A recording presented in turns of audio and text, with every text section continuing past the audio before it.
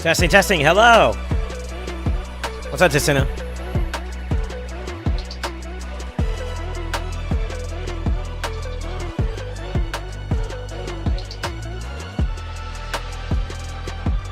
We got some work to do today.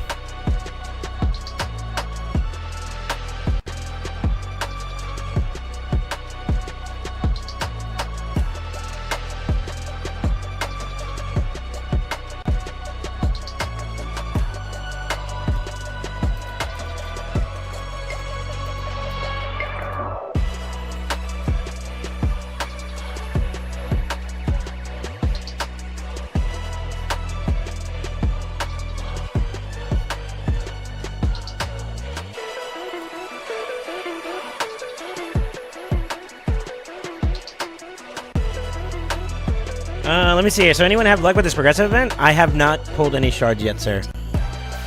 Honestly, I just sat down at my desk. After restarting the client and everything.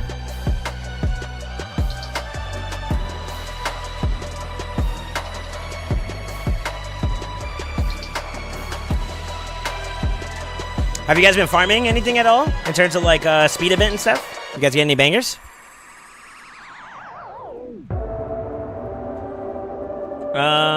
But no, Void, I haven't. How you doing, man? Hope you're having a good one. Let me double check the YouTube side, make sure everything's up and running.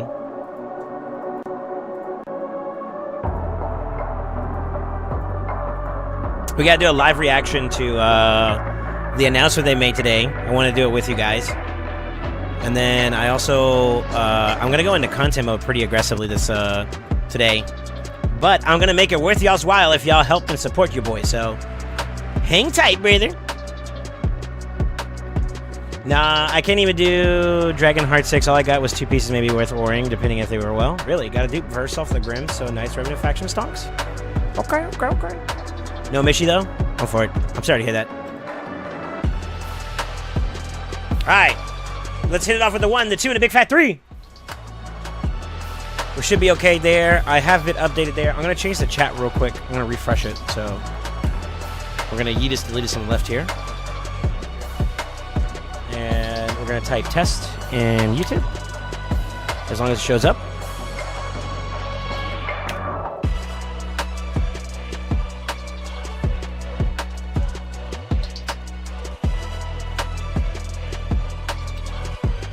Okay, it showed up. Sweet. So we see YouTube, we see Twitch. We're good to go. Let's go, baby. Who knows? Maybe soon we might be on TikTok, huh? Let's see what we got today. Trash. Manager splits on.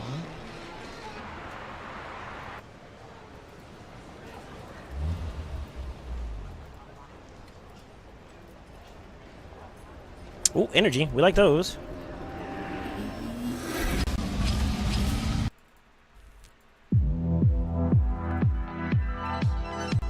Let's see what we got for today.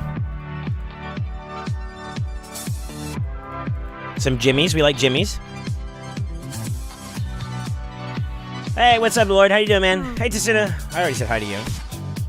Give me the weird cringe, the cringe cat smile. That shit's creepy. It's weird, but it's you. It's a you thing, you know? I was trying for Toon Lord because my knights need help, but I got Squirlord and a Thalion. You mean a Thorion? Thorion's a big deal, bro. A Thorion Wallmaster? Is that the name?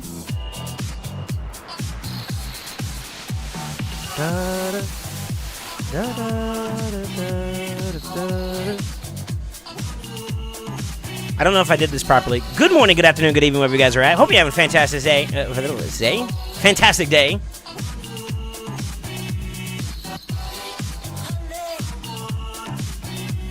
I got Squirrel too. Really? No good speed set, really, but I pulled a legendary defense boot with quad stack speeds. Nice. Hey, something. That's something. Getting quad rolls? What? Hey.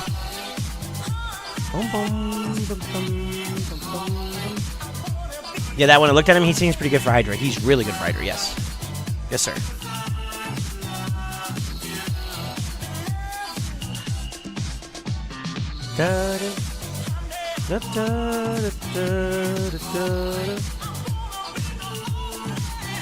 Yeah, I haven't done any clan boss today, so I need to go from top to bottom. Boom.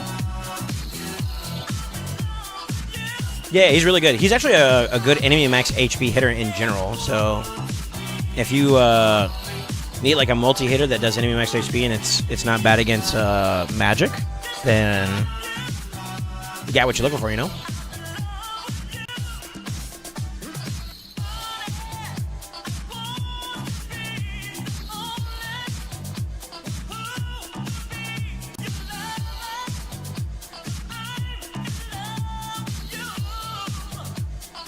Ooh, don't tell me that's a good deal.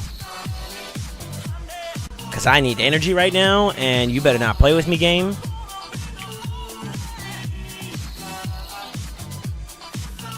I think that's a good deal. It is a good deal. Son of a bitch. At least the first tier. It's an okay deal, actually. It's not bad. It's not bad. I might snag that for myself, to be honest with you. I have, like, no energy at the moment, so I could use it, you know? I do have some pieces I could probably roll up right now, but nothing crazy at the moment. Man, that coffee's running through. I might have to use restroom, boys. I'm not even gonna lie. Yo, so how we doing? I need y'all to talk to you, boy. I need y'all to give me the good juju. Give me the good energy today. What are we doing? What's going on? How is life? Your left butt cheek still itch? No? Okay, good.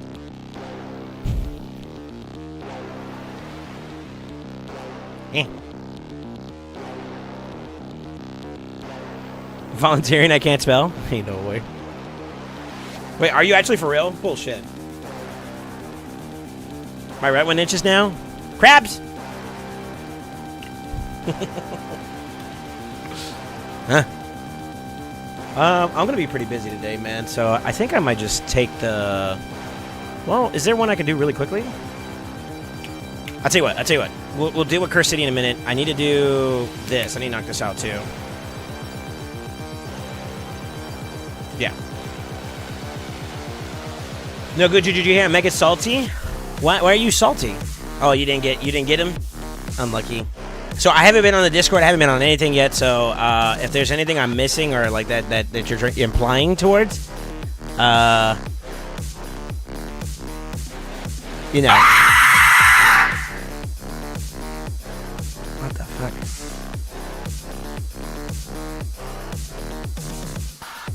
Let me know.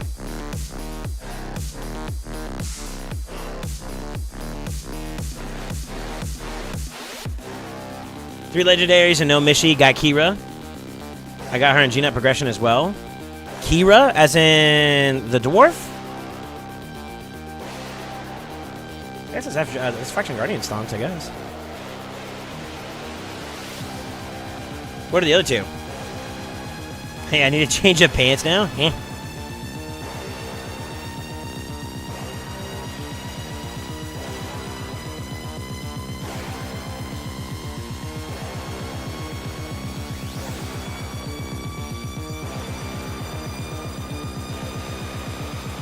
Got three of her now. One of them went into Lady Mikage Fusion. Scorelord and Shamrock. Ah, okay. Scorelord's he's an okay provoker. That's not a bad one. Dang, it sounds like you guys had it rough this round, huh? That sucks. I need some better luck on Sharp Pull so I can get it to at least 2-key Ultra Nightmare because doing a 3-key ain't it. I don't do Fusion since I'm a dirty casual.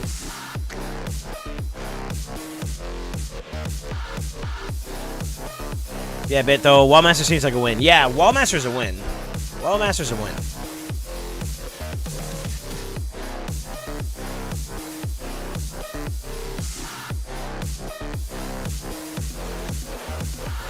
Yeah, there's no other way to say it. Wallmaster's a W.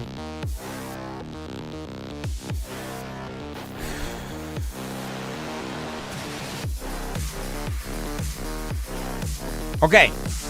So here's what we're going to do. I'm going to continue the Tour del Sol Saint. I'm going to be posting about my videos of, like, basically comps I'm currently using actively.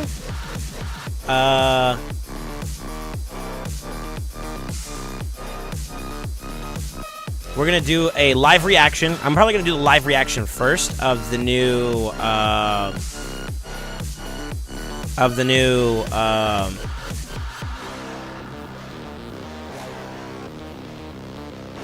announcement they made. We'll do a live reaction of that, and then we'll do Tour de Soul Saint. Probably by that point, we probably might have like live arena and whatnot open. We'll do that.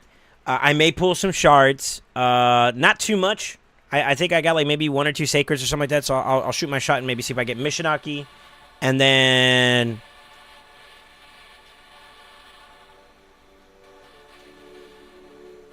probably some Hydra.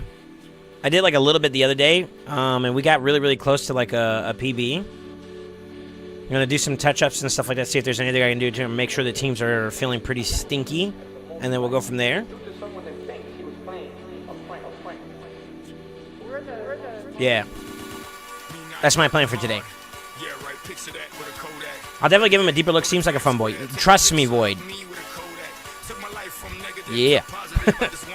Yeah, he does more than just one thing. Like he facilitates a component of like control, 2 factors of it actually. Then he's also a very strong damage dealer in addition to that, especially if you're not doing damage that supersedes like enemy max HP. So it's gonna go like whatever you can use.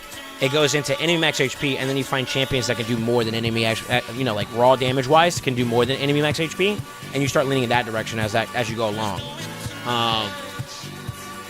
But he's solid. You know what I mean? He's solid at least as like a stepping point, or maybe even if you can get him like enough output, you could do good across the board. You know what I mean? I don't know. Trust me, Source. Trust me, bro. So yeah, Scorelord's not too bad to send in if you need a provoker. That's not a bad option. Shamrock, I'm not a fan of.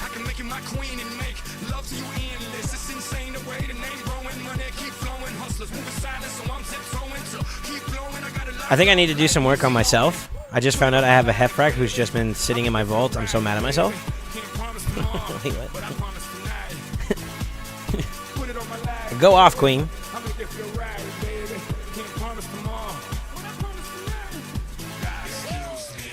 Excuse me. You with me if I could tonight. You might not get tomorrow. That's a good song to start us off with.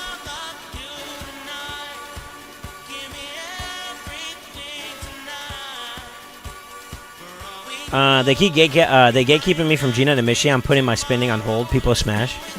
That's what it is. Got it. I was trying to figure out what was making you, what was triggering you, but it makes sense that the sharp pulls have been kind of boof. Okay, so hear me out here, Tessina. I know you're frustrated. Suspend your mind from what you just went through for a second. Logistically speaking, it's a numbers game, bro.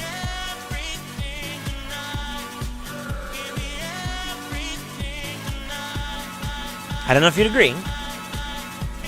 It's a numbers game.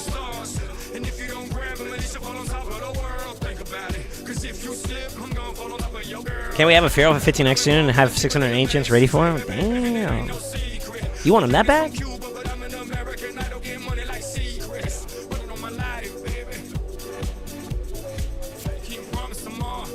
It's a gambling game? True. True. What a big day. How you doing, man?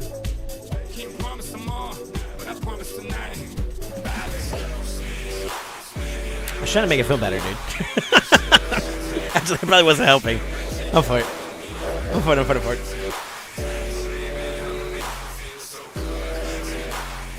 Might not get tomorrow. Was that Mercy on Ancient Charge? Gotcha. Yeah, it's toughies. It's toughies, brother. You might not get tomorrow. Let's do it tonight.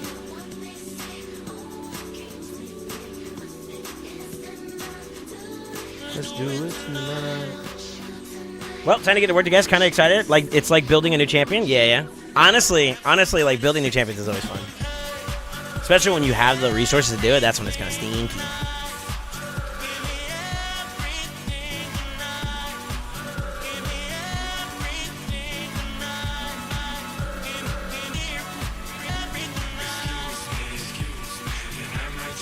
I get provoked. Of course. I will say this, Saint. I now understand why you charge for takeovers. Okay. My sharp pulls are straight booty cheeks, but next sacred pull I should hit a Lego. Voids. Possibly next 20 I hit some trash. We're busy. Wait. Let me read this again. My sharp pulls are straight booty butts, but next sacred pull I should hit a Lego. Voids, possibly the next 20 I hit some trash, and ancients I need 10 more shards, so I'm waiting for Pogo mainly. I feel like this is the dangerous part about this whole experience at this point. I feel like if I say anything at this point in time, I risk pissing you guys off, and I don't want to. Personally, I don't want to. I'm not trying to.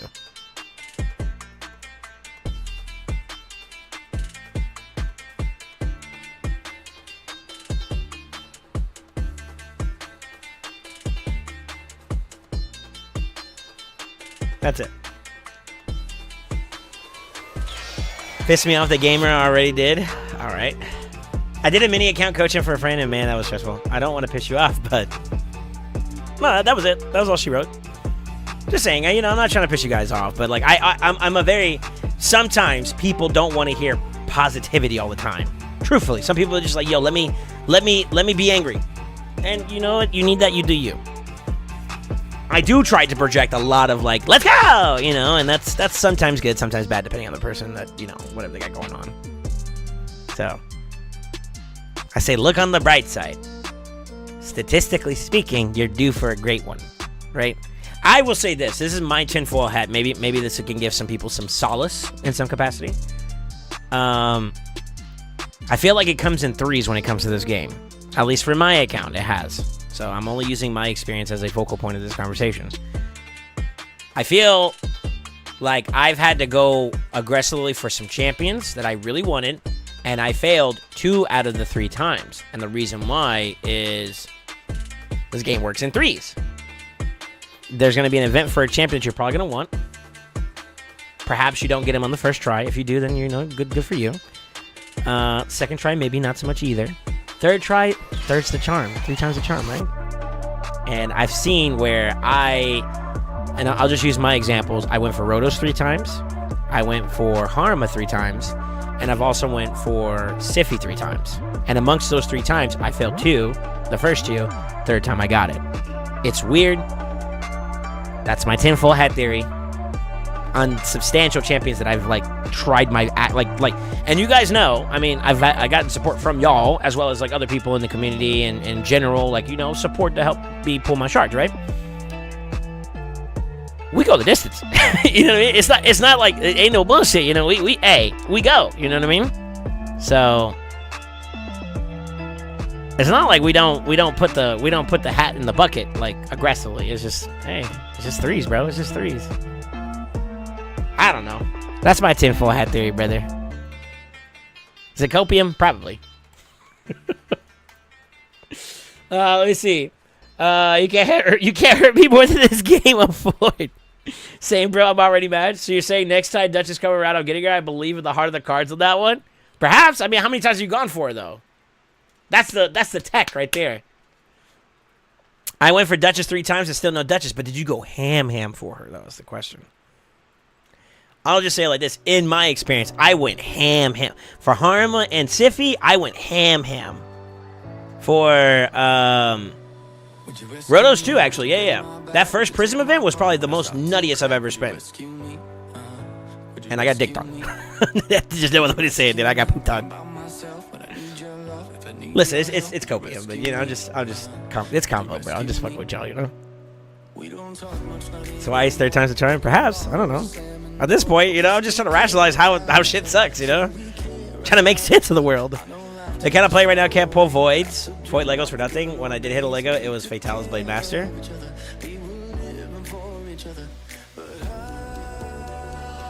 Wait, what? Oh, you pulled during the Monster Hunter event. That's when you got the Rathalos, not the Rathalos, but the Fatalis. So he's not in the shard pool.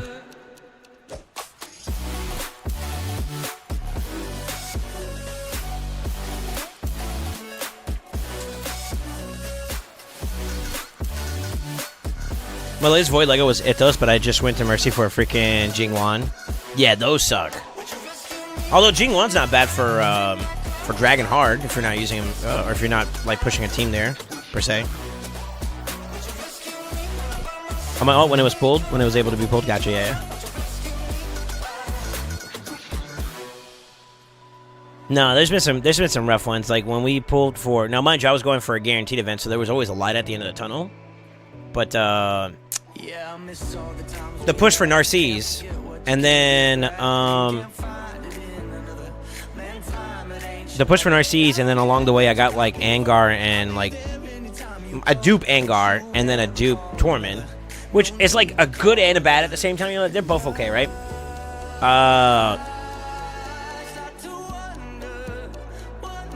Well, Angar sucks, but Torment, you know, okay, cool. Like, I get my Faction Guardians one out, but it's Copium, you know. At the end of the day, I wanted, like, a banger. Like, at the time, there's so many different Voids I'd want over that, you know? So, like, it's like, it's because of the territory. I don't know what to say, man. I'm just trying to make y'all happy, all right? Listen, just love me, all right? What do you think about Clan Wars? We'll do a live reaction of it soon, TM, soon. That's about as far as I've gone with it.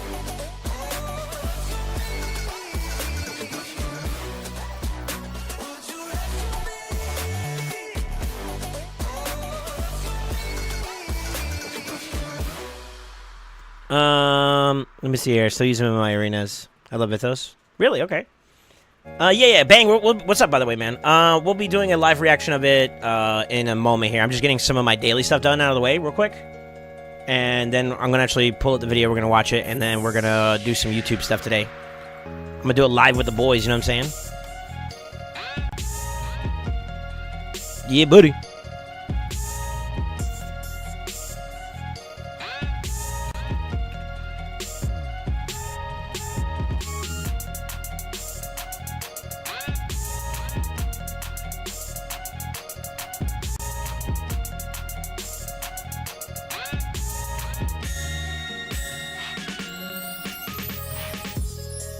I kind of already previewed the video a little bit, so I'm just going to kind of try to like investigate as much as I can to see what else we can get out of it. Connection error.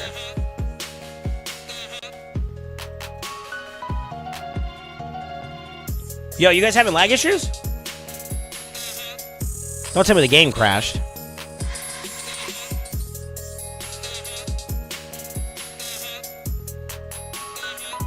Hello?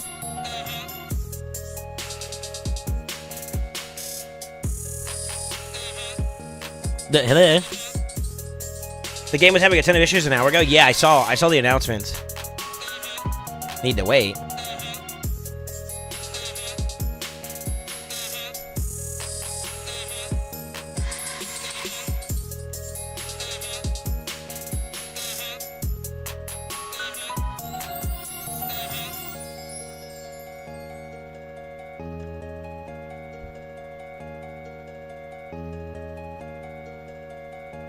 What's up, Funny Party? How you doing, by the way?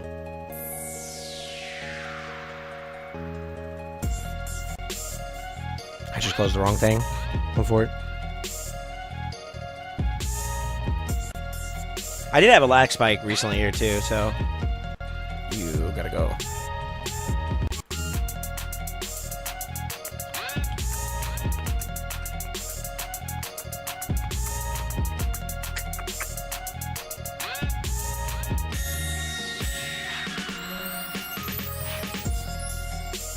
Let's try opening the game up without RSL helper this round.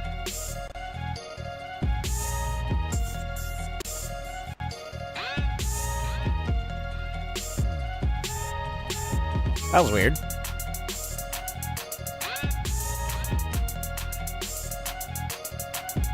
I just got a missed call from plus, like, infinite zeros. Is that a real number? Monka W? Monka W, dude?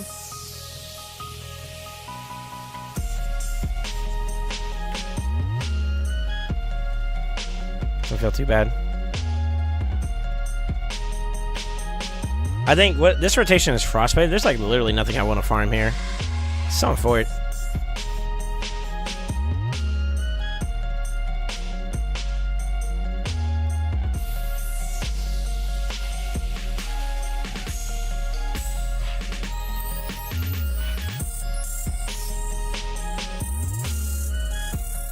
I think I figured out why Gensen FK10 is failing. Whirlwind and Death Mastery is making him go before 2AA on the boss.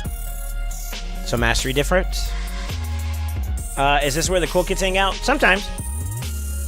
I'm gonna call him back. Uh-oh.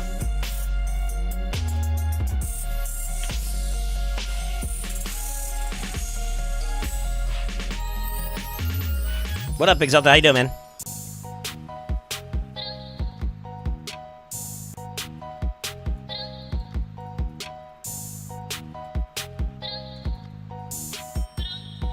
It ends instantly? One good W. It's a glitch in the Matrix, bro. Run.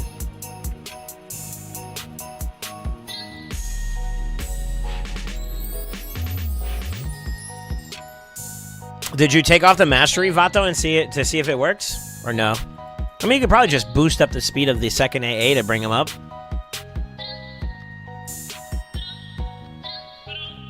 My Dragon team is faster, but still has a chance to fail. I might still get TO. Still get TO online? Like what?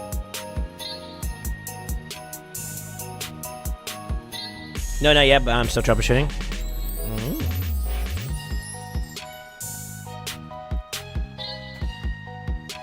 I want to get around 45 minutes, see if I can't regear some champions. I mean, if you're going to do some regearing, if it's like a big regearing session, I would just wait until like the free gear removal event. We're probably like, what, 2 or 3 weeks out, tops? Should be able to see it. Using Saltus and Mithrala currently, TO would be better, I think. It would be. Well, faster at least. But you got to make sure you got the stats for him.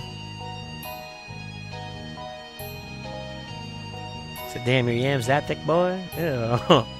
Crafty is kind of thick, though, in the butt. The butt region.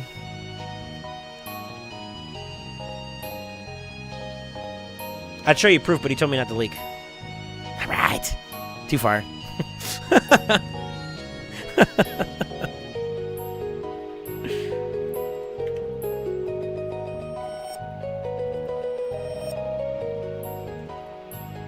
Speaking of, never mind. I gotta use the restroom. Yeah, I gotta use the restroom. Coffee's going through me. Let me see here. I was gonna wait and grab 2 of the 1 hour regears, but I have a bit of a gear to roll. Yeah, I'd probably just save up for right now and then come back to it later, you know? So I'm getting leaked out here. Listen, brother.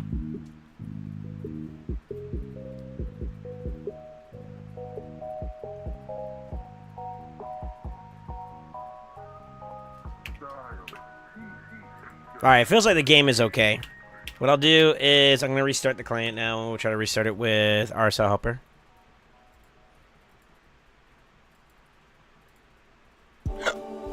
Excuse me.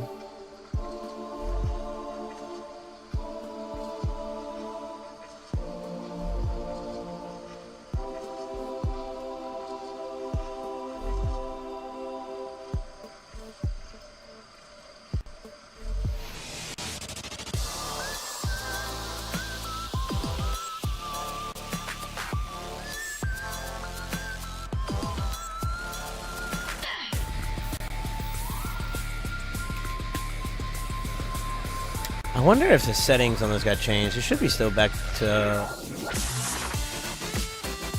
Maybe that's what it was.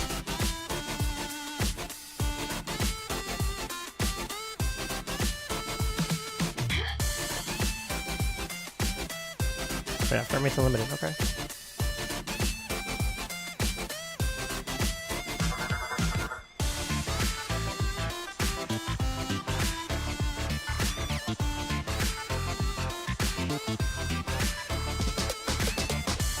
Four-star cleansing, bro? Come on, man.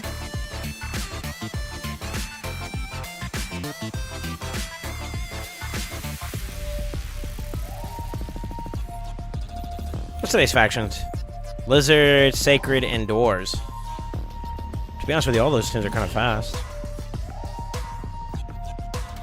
Tell you what, I'm gonna use the restroom real quick. I gotta go. I gotta go potty. I'll be right back. I'll put this up the farm real fast. Ugh. My leg.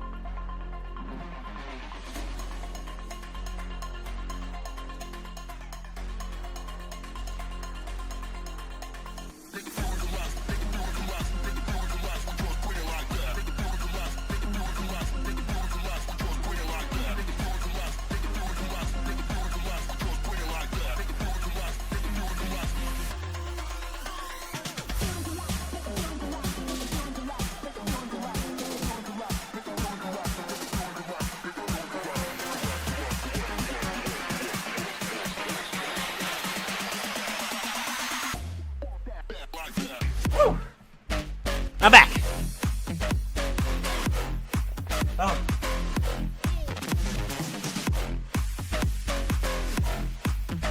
All right. Digestion complete.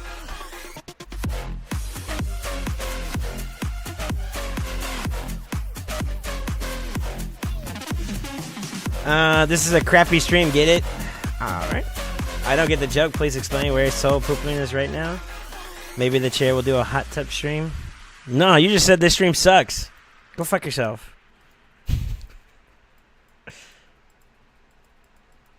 Excuse me, go fuck yourself. Oh, I gotta double check and see if there's anything I'm missing here. Hold on. Actually, technically. No, this week's a easy one. Thank the Lord Almighty.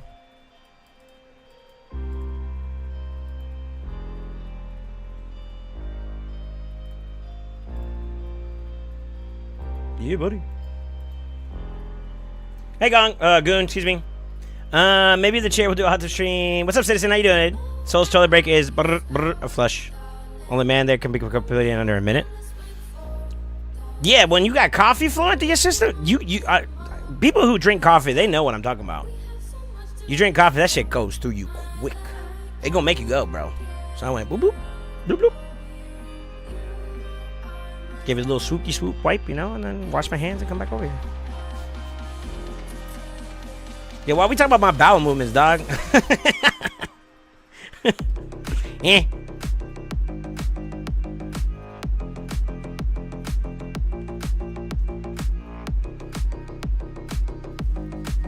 It's people who could be in the next Olympics. I couldn't do it.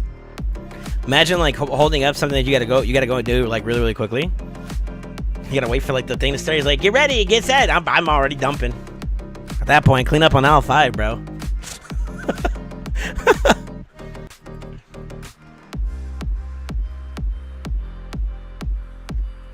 Must be American coffee as Danish coffee brands ain't doing that. Well, coffee in general is a diuretic, bro.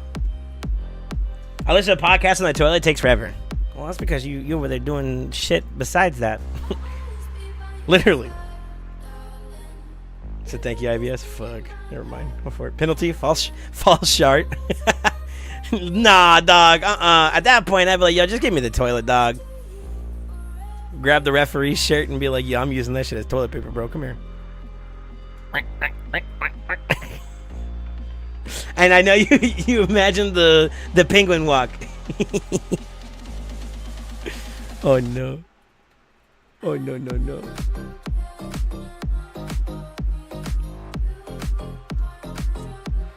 I love how Lazarius doesn't change forms. Actually, he prefers to stay in his first form, which is really, really odd. And if you watch, if I switch him over to his secondary form, he actually goes back to it by default. Like if you have no AI setup, it's like the game by itself doing its thing. He will legit go back to his first form. It's weird.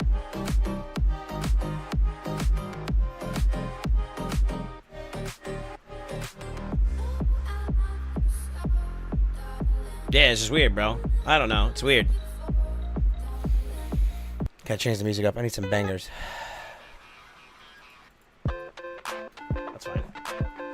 I think all the mythics do that, right? They stay in base or switch back to base. No, Mikage favors her second form.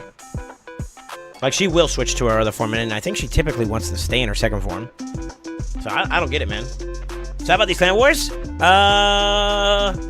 Let me see where I'm at with my dailies, and then we'll do the live reaction. That's coming up today. That's coming today. I was just more. This is a soft opening, I guess you could say.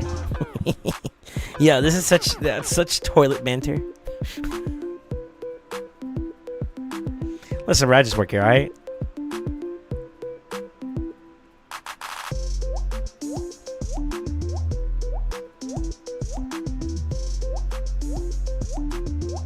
They said they like the form with the most amount of CC.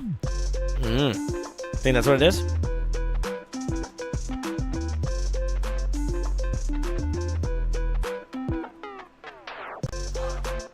Damn, that was so trash. Nothing but 4-star glyphs? Man, this game hates me. I'm for it. What would be a hard opening? That's called constipation, brother. So the opening isn't crusty, means they wipe well? Too far. Yeah, this is too far.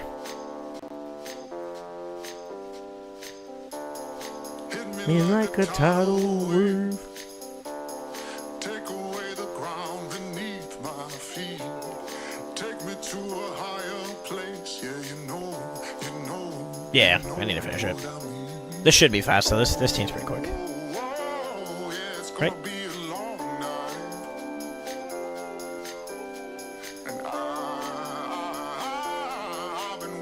Wait, we're supposed to wipe? Ugh, don't tell me you got that swamp booty, bro.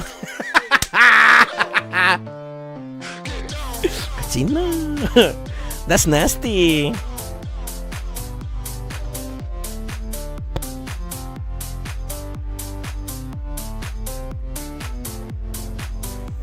Oh no.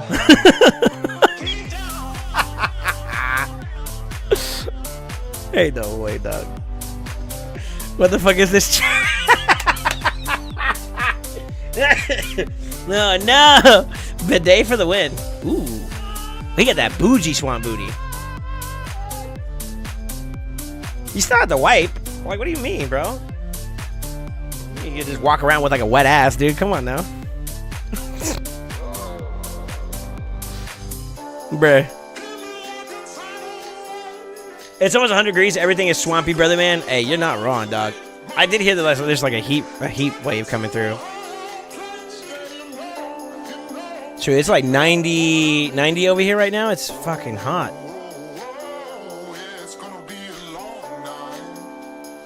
Yeah, it's like a really like high heat front that's coming through like majority of like from the northeast all the way down to like the Midwest, Southwest. It's going like this.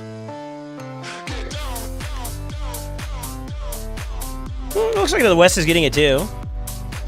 Crafty, are you here? I think Crafty's what, like close to Reno? Was it like 93 right now or some shit over there? No, he's close to Las Vegas. Oh, it's hot as fucking Las Vegas right now, apparently. Damn.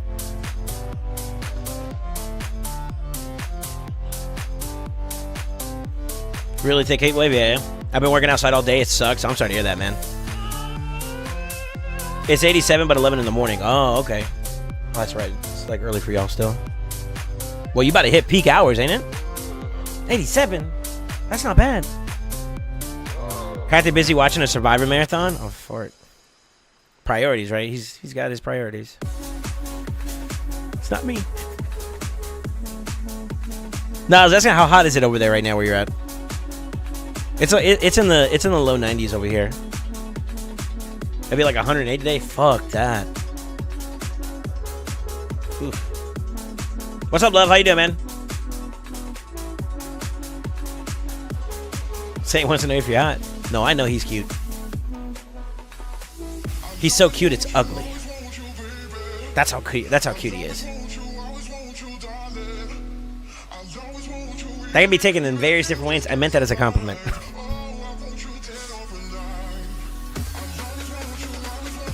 It's cold, yeah. Good. What about you? We're also getting some daily stuff, but we're about to do some YouTube videos and whatnot, so I would say hang a tight, where I do a live reaction to some stuff, you know? So people have been asking me some questions about my opinions on things already, and I'm like, well, hang tight. I get it, but it'll be like 111 tomorrow or something like that. I'm assuming it's like warm. But I'll be honest with you, where I'm at right now, this is kind of not outside of the normal. It's definitely on the higher side. Ideally, I'd want like temperature like I think it is in LA right now. If I'm taking an assumption based off of this map, it's like 80-something degrees over there. Low 80s. I'd be down for that. Low 80s, like mid 70s. That's okay.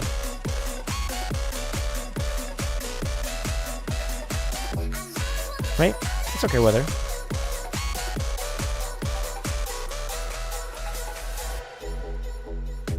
Warm, it's hot as shit. Alright.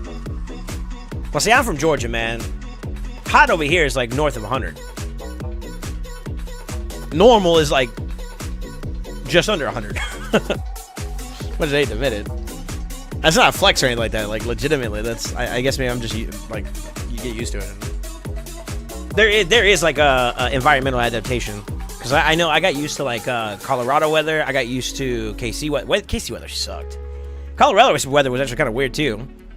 Alaska was straight cold when I was over there. But I adapted that pretty well. I think I am one of those type of people that likes, like, cold weather just generally. Yeah, I like cold weather. But I also don't mind. Like, I don't know. Maybe I'm weird, bro. Listen, I just work here.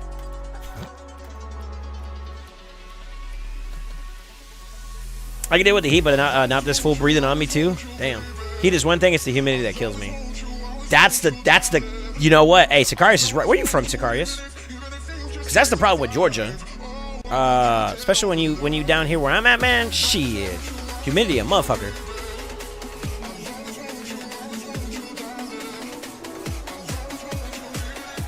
I don't know freedom units. Go for it.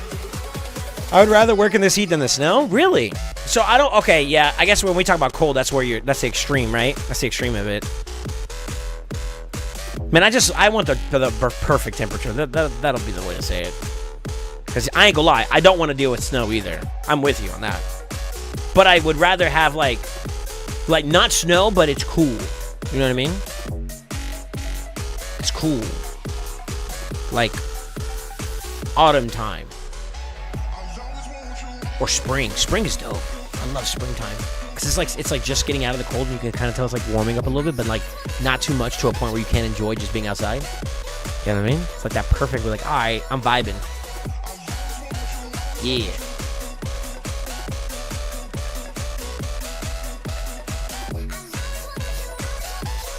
I don't know if there's like a free stage for me that I could do yet.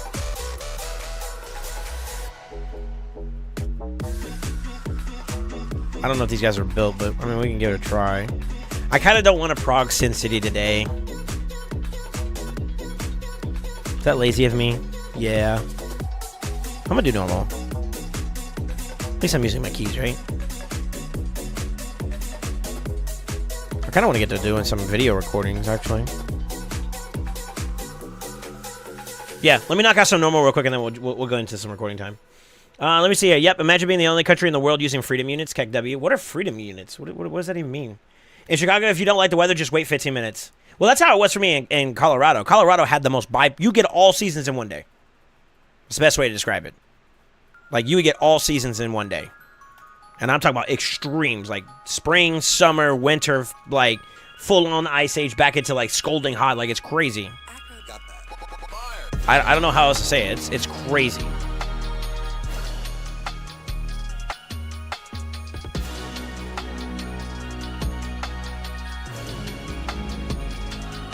Imagine having a provoker for Hydra. Oh, no.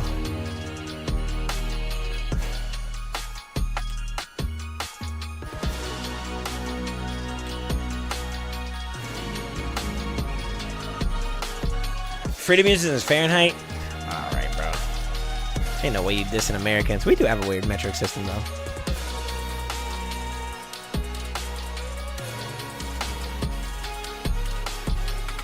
Where am I even going?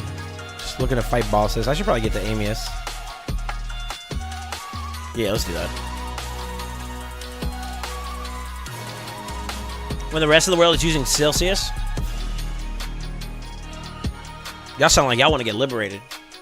You watch your tone, sir.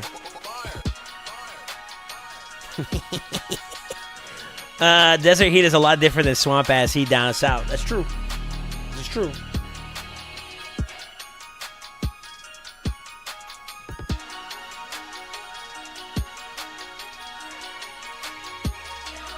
The rest of the world ain't this good, baby.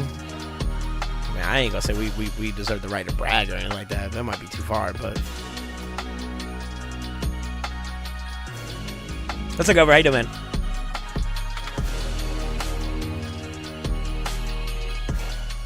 So are you pulling me a mission today? I don't know. It depends. You got shards? What's good?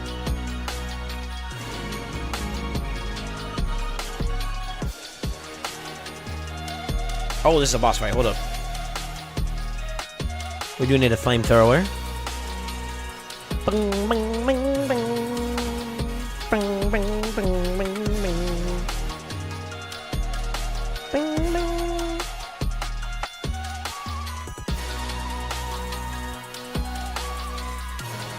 We get to complain in peace now? Oh, no. Oh shit, I just one-shot this guy. What the fuck? Build different, baby.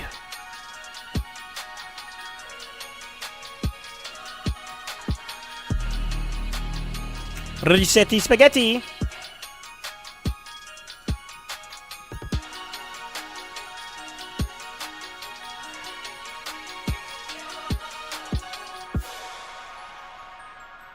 I got 3 sacreds in a dream. Say less, bro. We doing all right. Just you bring Lydia. No need for flames. Are you ready? I don't get to use it very often, bro. Let me enjoy my sissy, dog. That a challenge? Temper. I wouldn't dream of challenging you. Prepare for a chance of a lifetime. Be prepared for sensational news.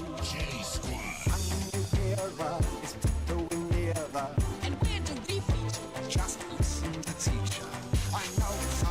Good enough, brother. This is Magic Affinity.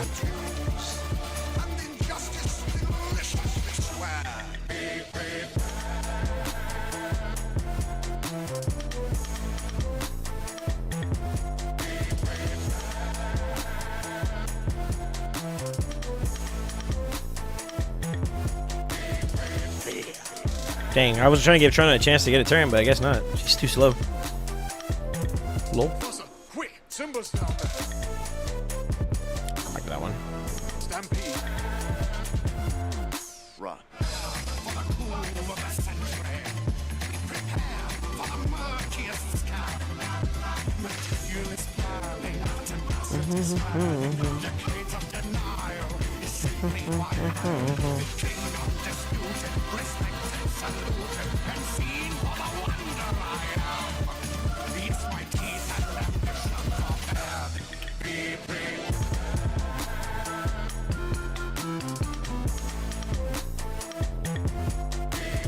What's worth farming? I wouldn't mind some immunity to test some stuff out. So where is this to say? I think this is a good opportunity, though. All right, boys, we're going to cut the music for a second here. I want to... did they post the video on Twitter or anything like that on their official forums? Like, or did you guys get it from their Discord? The little bit I saw was from their Discord, so I'm curious to see if maybe they posted it elsewhere. Let's see. Found it. Makes it easier for me to kind of, you know, do this real quickly. So, all right, I'm going to do a reaction to this real quick. Hold on. Because I don't want to get, like, debated here. But it's a 29-second video. I wanted to share some thoughts about it because this has been something that's been talked about for, like, quite a bit. I'm going to kill chat here on this side. We're also going to segue from this into, like, a couple more recordings. And then after that, I'm going to spoil you guys, okay? So I want you guys to just bear with me for these next couple minutes, maybe this next hour or so, because I'm going to be doing quite a bit of recordings. I'm going to go ahead and kind of just give as much as I can towards Crafty, so that he can kind of have some stuff to work with, and we can get more videos out for you guys in general. So even though you're watching this live, I definitely recommend if you want to support your boy, give the video on the YouTube side a watch even despite that. It would help me out tremendously. Because we are trying to grow the YouTube channel out, and I want to get exposure, you know, all the good stuff. So, with that being said, I'm going to go into consecration mode. I don't know if Crafty's here right now or not. Everything is turned off. Let me see. I'm starting at 1 hour into stream.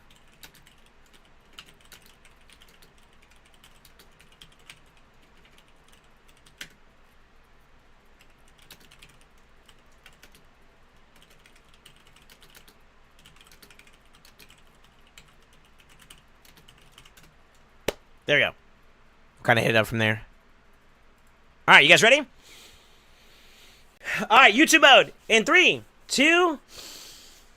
Good morning, good afternoon, good evening. Ooh, I fucked up. Hold on. Let me do this again real quick. Y'all making me nervous here. Stop looking at my nose. All right, 3, 2. Good morning, good afternoon, good evening, wherever you guys are at. It's Soul here, and we got a banger of a video coming up to you guys today. We had an announcement that kind of dropped in there, and I found the video on Twitter, which I'll go ahead and comment on after we get done with it. But I'm going to read the way that they had their post set up, and then we're going to watch the reaction to it. It's about like a 30-second window. I have some speculatory things that I am going to toss in there at the end of it, and as well as just kind of give you guys like an idea of what I am interpreting from this kind of mini teaser announcement? Question mark? But according to Raid, it says, in these times of uncertainty, keep your strongest warriors close. The power of one's clan, I can't read, lies in its unity. So rally your troops and gather your allies. But be warned, your rivals will no doubt be doing the same. So it sounds like it's going to be something related to clan functions, huh? Let's see what they got going on here. As I march through the valley in the shadow of death, I can hear my heart beating. Prepare for battles on a scale not seen before.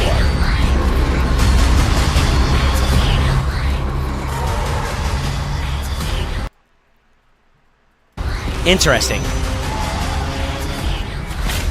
Glory awaits those who are strong enough to claim it. Y'all should be an announcer. Coming July 10th. Oh, that's soon. Raid challenge. Okay, so if that's really what they announced, I think. So it's been kind of teased and it's been kind of alluded to a lot. There's been rumblings. There's been like people who have been trying to data mine, trying to get like a lot of information for it. And the most important thing I want to pull up right about here is Clan Wars. I can't. There's nothing official I could say. You know, being an official content creator, I have nothing to kind of post outside of the fact that they kind of said, "Hey, peep the announcement," and that's all. That's what this is right here, right? I have a tinfoil hat theory that this is kind of the precursor to what's going to be a Clan Wars event or one of those established things in this game. And the reason why is if you've kind of seen how they handle clan leagues, I think this is going to be expanding and building in that direction. I find it very curious. It kind of looks very reminiscent of something similar to like pathways related to Sin City almost, in terms of like the landscaping aspect of it, where there's like a path and you got to work your way through it. It looks like there's like a 1 out of 1. There's a couple post areas. It looks like there's magical towers or magic towers, and it looks like it has level 1 out of 3, so like 2 people can occupy that, or maybe 2 people can explore it. I'm not exactly sure what this all entails, but 0 out of 2, it means that maybe that's an occupancies. I think that's how you say the word. And basically, maybe like you as a clan can facilitate each of these posts, or maybe you're able to try to conquer this post or whatever, and maybe if it is like a clan war situation where you're going against other clans, maybe you have like a set defense, and this is what it's going to look like when you're trying to attack the opposing enemy. And of course, they have like a stronghold at the very top. It looks like it says level 3 out of 3. Magic Tower number 4, defense tower. So it looks like they might have some structures here. I see something on the very far left, top left side. I think it says Mana Shrine. Mana Shrine 2, I think. I'm not entirely sure if that's what it says up there in that top left right region. But basically, a lot of post areas, a lot of towers that you can maybe facilitate expanding, growing. This might be something that like you can level up over time while also setting inside your own defenses for people to go against. And I heard inklings and like the conversation as a whole in terms of like clan wars when I first heard about it and the rumors and whatnot. And like I said, anything at this point is just basically speculation. So don't take it as like the law. But think Clash of Clans, I think, is the game where like you would have like your clan or basically your roster, your team, and they would go against other people, and you would set your own defenses up. And basically, you would attack the opposing enemy, and you'd be defending against yours. And being able to hit certain milestones means that you would be able to net certain amount of like rewards or like stars, and whoever has the most stars at the end kind of wins. So think like Clash of Clans in terms of like their the way that they battle. And I was exposed to that, so it's kind of like PvP centric, where you would build like maybe some PvP defense teams in a sense. And you would set yourself up in a way that maybe that like each of these posts represents maybe one clan member doing something in that lines. And that's kind of how I'm kind of envisioning it if I'm to shoot my shot in the dark, right? But there hasn't been anything exposure-wise in terms of like what to expect or what to interpret. I don't know if there's going to be like some kind of existing active involvement in terms of this besides just setting like a classic arena defense. I would say that if there is some like, I don't want to say like live, like RTA, like real-time strategy, real-time arena type deal, where you can kind of maybe plug and play one champion, maybe you as a clan. I don't know exactly what the numbers mean in terms of 0 out of 1. Maybe it's just one player. It could be one character that you as an individual be able to place, and then the same with your clan, and then that could get shuffleized. There's so many different ways they can approach it, right? But I do feel like, despite that, if and depending on how they deploy this particular structure, or this new content for us to explore again, this could open up the door to some very exciting experiences. One thing that I would personally like is to be able to get more involved with my clannies in terms of activities, maybe even in like a real-time strategy. And I'm going to pivot here for a second and stop my runs here on the side here as soon as this gets finished. But outside of like 1 or 2 areas of the game, there's really not that much overlap. Actually, as of right now, in terms of the game, there's Clan versus Clan, which is CVC. You have Hydra Clash in a sense. So Hydra and Hydra Clash, I'll amalgamate those two together. And then, of course, you have Demon Lord, right? So most of those are like you guys are working together to overcome one exponentially big enemy in terms of like Demon Lord. The same thing with like Hydra being able to beat a massive champion pool, but each one of you guys have your own isolated teams and you're working to beat that. And then, of course, Clash is your efficiency at being able to beat those same bosses, but compared to your opposing opponent, right? But it would be really cool to have like a dynamic experience in the sense that like your clan is able to in real time interact with each other to do something in this aspect from a clan war standpoint versus the opponents. And I'm assuming this is clan wars to begin with. There's nothing official that's being said there, but based off of the way they've been kind of advertising the the message that it's very clan oriented. So I kind of feel like there may be some application where that has some visibility, or that the possibility of that being the case kind of seems pretty likely, right? I'm curious though, for you guys that are seeing this for the first time, is this something you think that is? I got questions. Let me list them out to you, man. I would love to have some interaction with you guys, and you guys tell me what you guys think. But one, do you think that like we're gonna have? This is what's going to be Clan Wars. Do you think that the direction they're going in has any possibility to kind of line up with what my methodology or what I'm thinking could be the case maybe? Let me know in the comments. Also, are you looking forward to this? I know a lot of people in this game that lean very heavy towards the PvE aspect of this game, building up compositions, playing against bosses, and hitting new mechanics and whatnot, versus the players who are like, I want to be competitive against another player, the PvP side, live arena, I'm trying to climb the leaderboards, or I'm trying to hit plat, I'm trying to rank well in plat, maybe I'm trying to get in the top 10, the top 20, or, what is your bread and butter? What is the thing that makes you enjoy Raid? And I'm curious to see if this is a PvP centric or oriented type experience. Is it a deterrence for you, or is it something you're looking forward to? Also, if you were in the driving department or in the driving seat of the development team, how would you implement this? What do you think these defense towers, these magic towers, these mana towers, or even at the very tippy top, that stronghold, which we didn't talk about too much, what is it in your eyes? Let me know in the comments. I'm actually really, really curious. With that being said, I don't want to stretch out a 30-second video to turn into too much. I did see Ash over here talk about it. Curious to see. I'm going to put my 2 pennies in there. Curious to see what exactly this map means. Looking forward to the update. Smiley face. Let's see if we get a little response from the, good old Raid Chat Legends. But anyways, with that being said, don't forget to like, comment, subscribe, and as always remember, stay ascended. Easy video time! What do y'all think, though, on a serious note? Now that we're offline for a second here, off the recording, what do y'all think? I feel like there's not really much to go off of, but like just my shot in the dark kind of seems like my gut response is telling me that like it's either going to be each post is isolated to a particular player, and I didn't count it, but like they have numbers here. What's the highest post we see here? I see 17. 17? And then if we add the tower defense, that's 18, 19, 20. Looks like there's 3 per big tower. How many towers are there? 1, 2, 3, 4, 5, 6, 7, 8, 9, 10, 11? Did I count that right? 2, 4, 6, 8, 10. 10 times 3 is 30. So that doesn't add up. Maybe it's like specific characters that you'd be able to position and place in. So like everybody would be able to put in the pool of accessible champions into like a basket, and maybe leadership is able to like place them, or I don't understand. Like maybe that's not the play. I'm curious because if you add the numbers up, 30 plus the 17, at least from what we can see here at the moment, there could be even more.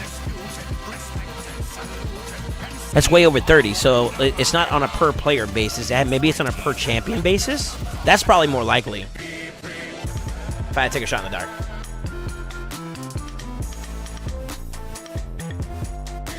Trafalgar D Law, huh? Raid Shadow Legends Clan Wars Visa versus MasterCard. I missed a video, just got here. They have it on their Twitter. They have it on the official Discord. You can go watch it there. I was thinking it could be Sin City, but all clans try to clear as much of it as possible. Ooh, interesting. So a PvE approach to PvP.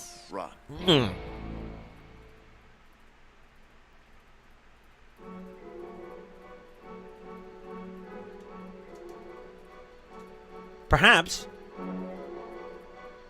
I don't know, man. When you hear Clan Wars, that doesn't sound like something that's going to be, like, PvE oriented, man.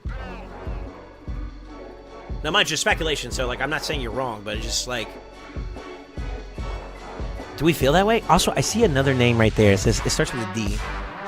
That's a defense, maybe. That is a defense tower. So there's even more towers. I think that might be champion. Those are champion slots? These have to be, like, champion slots if I had to take a guess. There are 30 total towers? No, there's way more than that. So if we're talking posts have the highest number I saw, because they're actually numbered, is 17 so far. Maybe that's 18? I can't tell. 12, 13, 14, 15. That could be 16, 17 right there. And there's a possibility there's even more over there.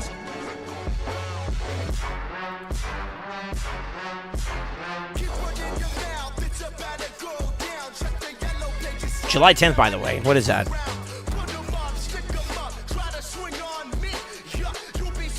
One, 2, 3 weeks away. Ooh, baby. Ooh, baby. Ooh, baby. Ooh, baby. So we got less than a month to prepare for that. We need more information regarding it, which is what I'm going to be on standby for. I'm pretty sure within like the next week or two, we're probably going to get some content to drop for you guys and whatnot and see. But I'm thinking like an actual, it's got to be like a clan function related player influence. I don't foresee it being I don't foresee it being something that's like PvE content, man. I mean, it's possible, but I can't really tell. I really can't tell. I would like something that's more RTA related. You know what I mean? Like maybe once 1 week. If it, I don't know if it's gonna be like a monthly thing or a weekly thing or what, but it would be cool. I would be down, and this is just for conversation's sake with you guys. I'd be down if it was like once a month, where like you have a set time, and everybody joins together, and we're all battling in real live time, like kind of like live arena. We're battling against another clan. I think that'd be kind of cool. I don't know how they would be able to orchestrate that. I mean, there's already complaints about like the time slots for like live arena for when they're open being kind of a little bit of a problem. But where can you see like the schedule right there? So like this has already kind of had some tumultuous relationships with people when it comes to like the overall player base, which I get. You can't make everybody happy. Maybe they do it as like a day, but then I guess like the early bird gets the worm there, right? And that's not fair for people who have to live at a different time. So maybe it's not so much time; it's more so how efficient you are doing something is probably the better play. I don't know. It really depends on how they make the sauce work. You know what I mean? I don't know. I'm curious, but yeah. I think it's like teams. Each member takes a post and puts in a team, and then the closer to the middle you put in another. Like one of the two. Gonna be PvP style like arena, set a defense and then try to beat it. I don't know. If it's like COC, each tower post is run by a member of the clan and sets up their base arena defense, yeah. And then you can pick and choose who to attack depending on how strong you are yourself. Perhaps you have to set a team for a defense on a certain stage. Perhaps, man. I really can't say outside of what we've seen so far, speculation-wise, you know?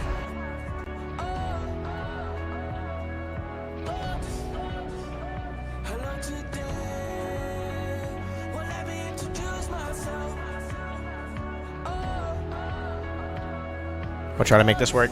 I know this is kind of like work stuff on the back end side, but while we talk about it, I'll turn chat back up on the window so people can see it. I noticed Jojo, what's up by the way, Jojo? Jojo's hanging out on the YouTube side, and Citizen Z. Let me get this cranked out for Crafty though in the meantime.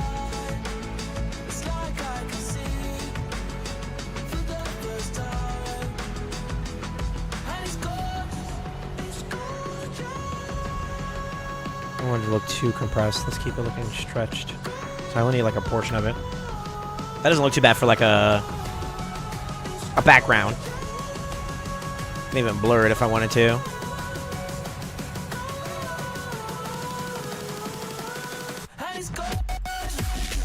What is a catches your attention type thing? That's the first thing I asked myself was like what captures somebody's attention in terms of like a message, you know? Sorry for the flashbang.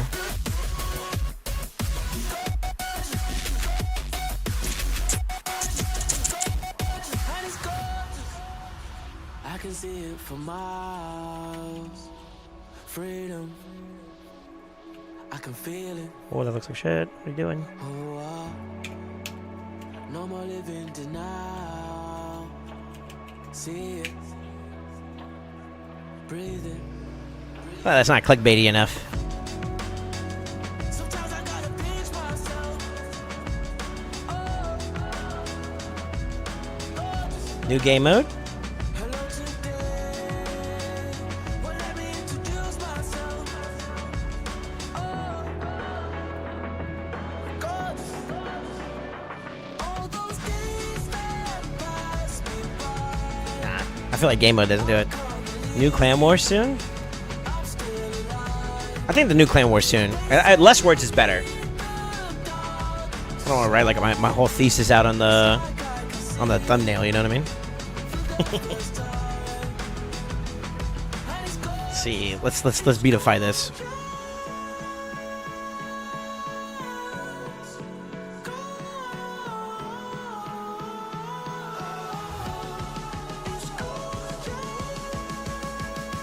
I want to do them individually. Here.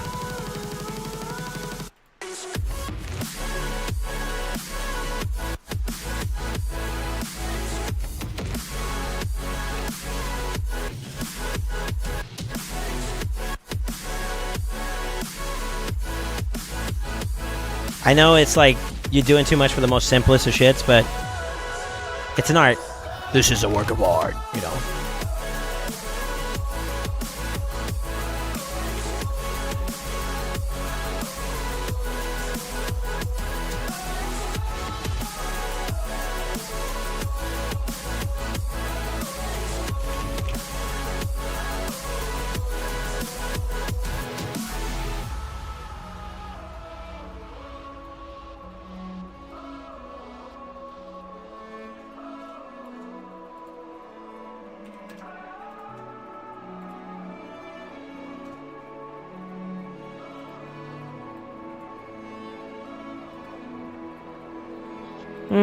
How do I liven this up a little bit? Hold on real quick. Let me cook.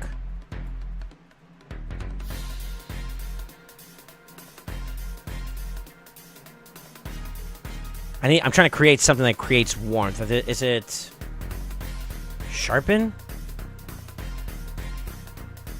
No. I'm trying to remember how to do this.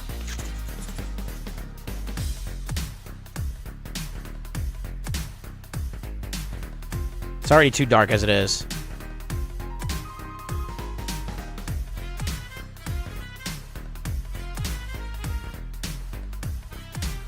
I wonder if that pops it out or not. Let me try it.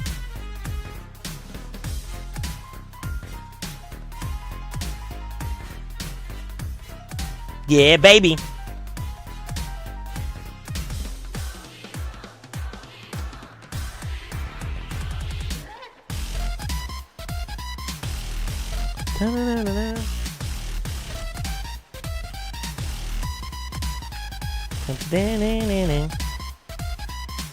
Let me add some sauce. Hold on, I'm still cooking.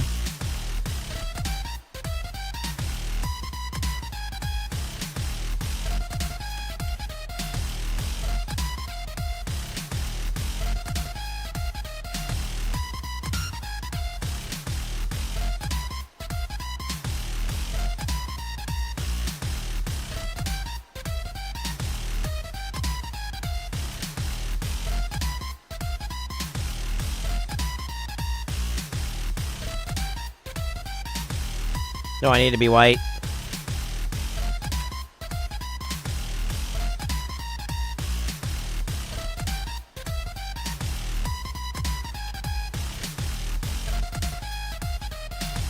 Actually, maybe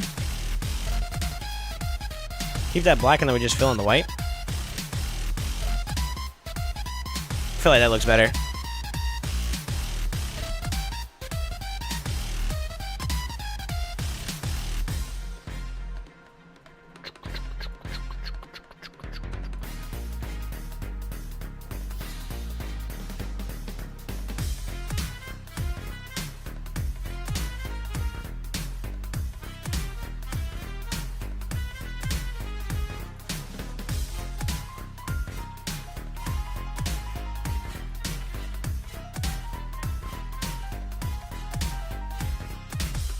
Sorry. I'm being weird about it. Actually, you know what? Let me...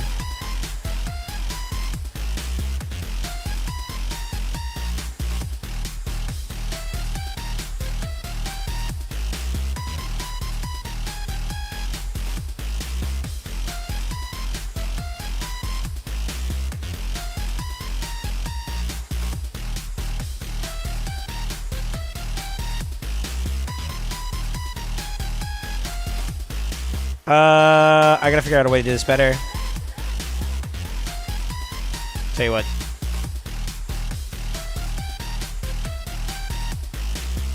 Delete. I only need a portion of this. I don't need the whole frame.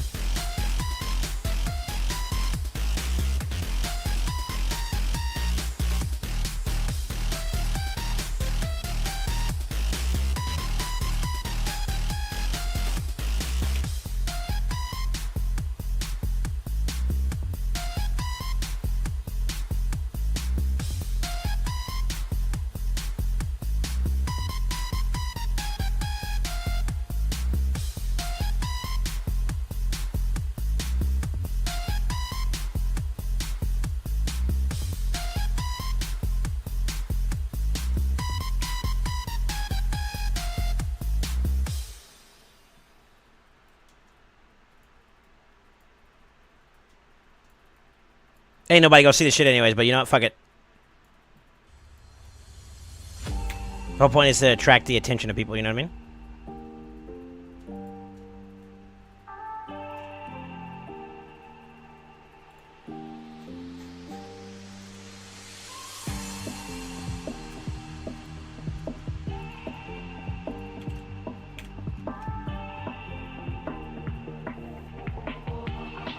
Let me see here. New game mode that will instantly make someone want to click on it. Just put a picture of Crafty's Dumpy on the thumbnail. It'll get 100% more views. Yo, Crafty, I need you to send me your Dumpy in a DM. All right.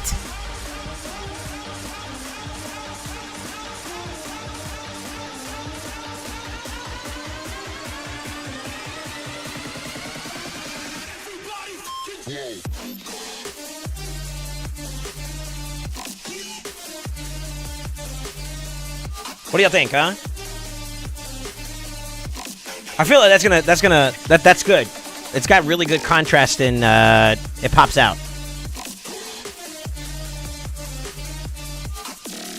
Here, this one will be, I'm gonna toss it in the workspace for you, Crafty, alright? First video's done. I'm excited for it though, man. I'm curious to see what they like. It's something new, right? So I think this is a W regardless how you look at it. I think it's cool.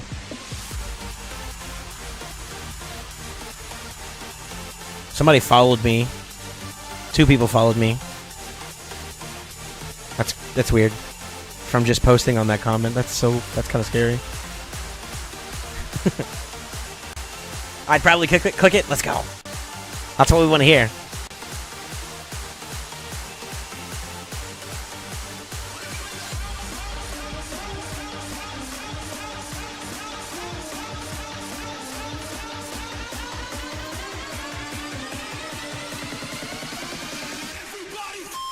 Alright, there we go. Let's do the next one. So, where did I stop off at? I'm in content mode. Let's get it.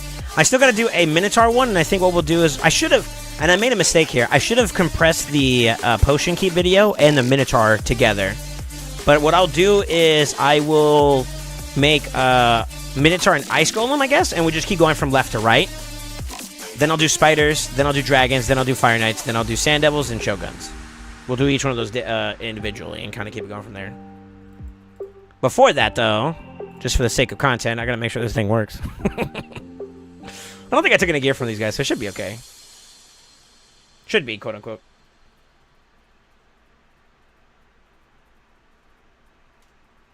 Good resetty spaghetti.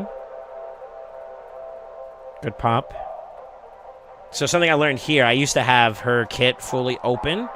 And what would end up happening is, like, we would hit threshold, and then the boss would trigger, and he'd just dunk on everybody.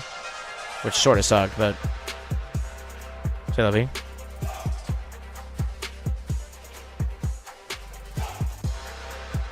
Increase attack and play, which is good. I need y'all to go. But yeah, I used to have, like, decreased defense a weekend, and that's when it would just... I think I would push threshold because of how much I'm pushing and whatnot, and it would cause the big slam on his threshold hits to really kind of go through, and that's what hurts our attack more than anything. These like one-off hits, this is sustainable, TLDR.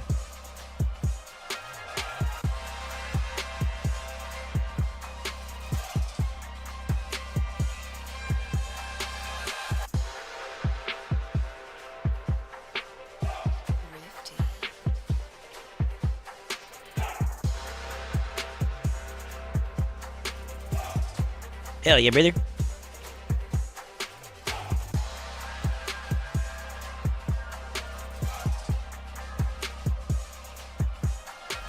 So that works. And then, of course, I have... should have that done.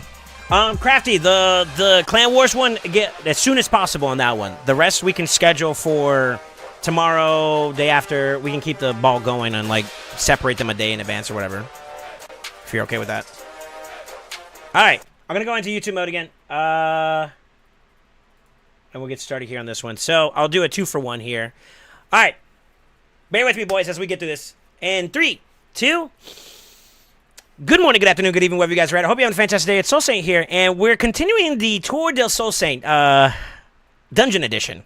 Pretty much is where we're at. So basically, it was requested to me in the ideas channel of my Discord. If you're not in there, check the links below in the description. You can get access to my Discord where everybody's like communicating. Kind of basically, that's where the community vibes, rocks out at, and just has a good time, right? But in particular, we've already done the Iron Twins, 2 different teams I showed you guys, the 2 that I use currently, as well as the Potion Keep. Now, hindsight's 2020, and I was thinking about doing my Minotaur video in addition to the Potion Keep. I could have probably consolidated those 2 because this one's pretty simple and straightforward. But what I will do is I'll give you my Minotaur as well as my Ice Golem team, and then we'll continue from there. So, you guys can kind of see it a little bit pretty obviously. Now, I don't know if this is going to be like exactly the number, especially when you start dealing with champions that are getting leveled up and they start gaining some stats as they level up and, you know, hit certain ranks and whatnot. But overall, this team is definitely under, I would say under 30 seconds is probably easy to be realistic about. Definitely under a minute, though. So, with that being said, I use a single farmer, and then I have the rest of my slots filled up with champions that I do want to prog up and use for miscellaneous content. So think, you know, your teams for champions that you may recently acquire for PvP or other content like these dungeons, or just for Sin City, for example. So in today's example, I'm actually going to show you guys my main team. Sunwoo is my guy. That's the guy, my go-to for farming Minotaur, believe it or not, at stage 15. And the other 4 slots are going to be food. So as you can see here, I have Lord Chazar, I have Mashalit, I have Basilisk, +2 for the flex, as well as our Kanagashi. So these 4 slots don't really matter. It's more so just Sunwoo himself. So I'm going to go ahead and show you guys the team that I'm rocking out with and how he's basically built. I do have a preset for him just to kind of help speed up the first couple of sets of the wave and leading into the boss fight, which is kind of important. And that's basically how it's going to go. Now, these stats are not as demanding, and I'm just going to go in and say this as a preface. He's not actually built for this particular content in mind. He's actually built for other content like PvP, as well as, more importantly, Hydra, which is where I primarily use him at the moment. So, he is running a pretty high speed at 294. You can go severely way lower than that. The main goal is that, one, you can tank the hits, as well as you can do a decent amount of damage just to kind of get through the waves. That's really the main thing about it. So, like, these stats are very in-game-ish, for lack of better words. But I do have him at 294 speed. He is crit capped with a 315 crit damage at 6.8k attack, which are those are the big focuses for his damage output. In terms of defensive stats, 2.4 defense as well as 40k HP. I don't think these numbers are way like as demanding as you're probably going to expect. You could probably cut this all in half and you do fine. Here's what we're going to go with, though. I have round 1, he opens up with his A2. That typically one-shots whoever he's hitting, and the surplus damage, as you can obviously read in his kit, will pretty much splash damage and kill the rest of the wave. Round 2, I have him open up with his A3, which allows him to pretty much one-shot the wave there as well. And then round 3, I have him prioritize the A1, or the A2, excuse me, and the A2. So what should happen is he A1s one of the adds that are associated to the boss, then he A2s it, which does a lot of splash damage, and then from there it's just, rinse and repeating until he clears the boss. So we're going to do a quick run. I'm actually going to show you guys really quickly here. But basically, that's how it's going to go. He is built in a damage build designed for like high defensive champions. So you're going to see ignore percent sets like Savage, for example. And I think he has maybe like a broken set or speed, actually, just to help complement getting him a little bit faster. But like I said, none of these sets are like mandatory. The main thing is like whenever the boss does get his turn here, he's not going to one-shot your Sun Wukong. And Sun Wukong is, by nature, typically a pretty squishy champion. But if you look at the damage output he actually takes, it's not that bad. And he can take a couple hits, and then in addition to that, with the damage output he does, and company, that you really don't depend on them, but if they do a little bit extra damage, then by all means, great. But the main thing is that Sun Wukong is able to do enough output to really kind of get a lot of the damage out there. I'm going to show you his build here real quickly, just so you guys get an idea of it. I do have him in Savage, I do have him in Speed, and he also has an accessory for Slayer, which allows him to hit all the stats that we're looking for. So pretty much the name of the game is just getting crit capped, getting a decent amount of speed, and as much damage as possible. The HP and all that kind of comes in natively, believe it or not. If you look at some of the pieces I'm rocking out, mostly damage. In this one, you get a little bit of HP percent. The resistance not so much important. A little bit of accuracy, and you get some blanket defensive stats with like the primary stat of the helmet's always going to be HP, shield's always going to be defense, and then of course laced throughout you got some flat defense, you got some accuracy, resistance. Basically you don't really play with the mindset that you're going to be building defensively or overall. The main goal is just to make sure you can pack a punch whenever you're doing your kit. And that's kind of how I have him designed. He is also fully awakened, which is a nice bonus, and I do have him use Crushing Rend, but I won't lie, it's not mandatory. It's just complementary to the damage you have. As long as you got the stats to kind of make sure you pack a punch whenever you're going through the waves, and as well as the boss fight, you want to get the ads down quickly, and you want to get the boss down as quickly as possible, because it is a little bit of a battle of attrition. You know, you just want like a damage-oriented type blessing. So some that you could use besides Crushing Rend, if you're not at a 6-star level, you could use things like Lightning Cage, which deals damage as you generate orb stacks, and it does bonus damage equivalent to like enemy max HP in a sense. You could use Phantom Touch, which also is scalable off of attack, which is what Sun Wukong's primary stat is. And then pretty much that's kind of like the long and short of it. You could use Soul Reap if you're trying to get through the battle just a little bit faster. For me, because I'm using him in alignment with a lot of other areas of the game where there's like a lot of high defensive stats in play, think PvP, think Hydra at a Nightmare level, having the Crushing Rend allows me to ignore even more percentages of the defense, which makes me get one step closer towards that true damage. So that's my ideal stat lineup for him there. Masteries-wise, pretty much it is PvP tailored. I have a little bit of accuracy to kind of help complement being able to get some of the damage output out.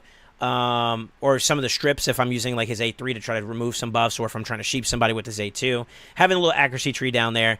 Lore Steel, really good with variable sets, so like Slayer, where I'm getting that little bit extra crit rate or that little bit extra crit damage or attack, and then of course speed and all those other set bonuses that give you like some kind of stat base. It adds to that, so it's complementary, right? And then of course this is more so in line for just landing some of the debuffs and whatnot, just increasing that chance or whatever. I think that was kind of like more of a throwaway. And then the rest of his build is kind of just more so basically damage oriented, so you're always going to be going against targets that are higher HP, because Sun Wukong by default isn't a high HP based champion, even when you have him fully awakened, fully faction guardian like my champion is. 40k isn't that's very easy to hit as you progress in this game. Of course, getting crit capped and crit damage, we're trying to amplify his output, benefiting off the fact that he can stun targets. So, like I said, it's very PvP-centric. We do lean even heavier into ignore percent defense with Helm Smasher, which just complements being able to do more. You notice we're kind of following this trend of, like, ignore percent, and, of course, ignore percent. So that's pretty much the long and short of it. That is the Minotaur team that I use. I pretty much just bum rush the boss and try to eliminate him as quickly as possible using one of my, I guess, faster and stronger champions. So, definitely doesn't hurt. But we're not done. We're going to actually continue with Ice Golem today. I do farm at stage 10 on hard, and this is one of the teams that I kind of recently made some alterations towards, and I'll give you some examples and some things we're going to clean up. If you're familiar with what we did on the Potion Keep team, we actually did do a concept which is called the Seer Clear team. It's one of the more faster teams that helps with wave clearing. So you know how like you have like a lot of bosses or a lot of dungeon teams like Dragon, for example, where there's at least 2 waves of enemies and then you have the boss itself. The Seer portion of this team, which is going to be Seer, Lydia, and of course a Resetter, which in my case is Yumiko, they're designed to kind of help you pop and get through the waves really quickly so you can get to the boss and you can fight the boss. That's where the boss killers are going to come into play, and in this particular case, my shining star is going to be Artek. We do have Norog in this team slot, and I'll explain why as we go through the battle. But really, be honest with you, outside of this one little spot right here where you see Aura, he's really kind of not there for anything else. So with that being said, I am going to show you guys a little bit of the build, and we're going to kind of rock it out. I have myself all kind of like prettied up and kind of designated and whatnot. But basically, the long and short of it is we have Lydia set up with decreased defense and weaken in her kit from her A2, which also provides buffs, which is strength and increased speed, which makes Seer, when she pops her Karma Burn, a lot more exponential, right? And that's kind of like how the waves are going to go. We're going to pretty much prioritize trying to get Karma Burn out and set up with Lydia for Lydia to enable Seer to pop, and then that's how we're going to clear the waves here. So Yumiko is also pretty decently fast. She's actually going to be at the top of the turn, so we make sure that we have her reset turned off for the first wave because all your cooldowns are available, right? On round 2, though, because you just recently used those to clear the first wave, round 2 and wave 2, you're going to need to reset them, and that's where Yumiko or someone of the likeness, think Kaimar or maybe Crixia, will come into play. And then, of course, in wave 3, we actually kind of turn everything off from the wave clear team, which is basically they've done their job. We just need Artek to take over along with his sustainability, which I'll show you his builds after we do a run. Norog, like I said before, he's pretty much there just to exist as an aura bot. He's really there just to give us a little bit more extra defense to kind of make the run a little bit more capable for Artek in battling the Ice Golem at the end, Tainted Crisis. So here we go. First wave is going to be Lydia, Throwaway turn for Yumiko. Lydia setting up, and throwaway turn for the rest of the team. Seer pops. Then we're going to go to wave 2, get the reset, rinse, repeat. We're going to basically just eliminate the wave, and we're just going to go ahead and knock it out. At this point, I have everybody else pretty much turned off for the most part, and it's really all Artac, Burns, and Sustain. That is the name of the game at this point. So, ideally, we actually do want all the rest of the team members to die, because the reason why is we're trying to be efficient with our time in addition to that. So, them getting knocked out pretty early on at the beginning of the round 3 or wave 3 where the boss fight is at is actually ideal. Now, I will say that my Yumiko, for example, is designed to be pretty tanky by nature because of the PvP elements that I have her used in. But if you had like an extra Yumiko, well, hats off to you, then you could probably build her to be a lot less tankier and just make sure that she's able to achieve the necessary speeds to be able to reset your team. And then she gets this wave and she dies immediately. That's what you really want. Same thing with Lydia. Lydia is pretty much designed that I just want her to just do the wave clear portion of this team, and then I want her to just go away at that point. And that's what you're going to see here. At this point, it's pretty much the build for Artac that's just keeping himself going, self-sustained. Obviously, if you haven't already kind of picked it out, he's healing himself every turn, which means that regen is in play, or a regen-like set is in play. And we get the team pretty much clearing through roughly around like a minute and some change, depending on how RNG and how long it takes for the boss to kind of get rid of most of the team besides Artac. So allow me to show you something here. We're going to go ahead and kind of illustrate some of our team here. Pretty much you kind of get the short of it. I'm only going to show you the seer portion of it if you haven't seen it already in the previous video. I don't know if I actually showcased it or not, but I'll give you the quick stats. I do have her merciless. She's actually a pretty decent build. But the main focus you want is a decent amount of crit damage at an ideal range. It doesn't have to be over the top. Like literally most of my builds when it comes to seers like roughly around like 200 speeds. But ignore percent is the name of the game, right? We want her karma burn to do as much damage as possible. So ignore percent sets are ideal. And in this particular case, 6-piece merciless does the job.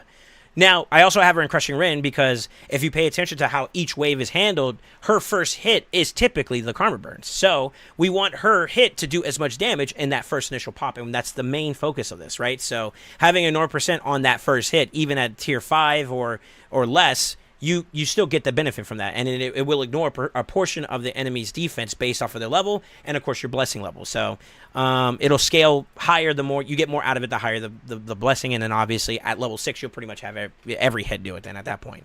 Her masteries are kind of very traditional. They're very simple to what you're looking for, since her karma burn scales off of crit damage and the buff count that you have versus or being applied against enemies that have debuffs like decreased defense and weaken, which is ideal. We use like Flawless Execution as like our main focus, and of course we pick other masteries that kind of help us get a little bit more output in that. Most of the enemies, once you start getting to certain points of the game, think like Dragon 20 normal or any of the normal difficulties at like maybe Sage 16 to 20 or higher.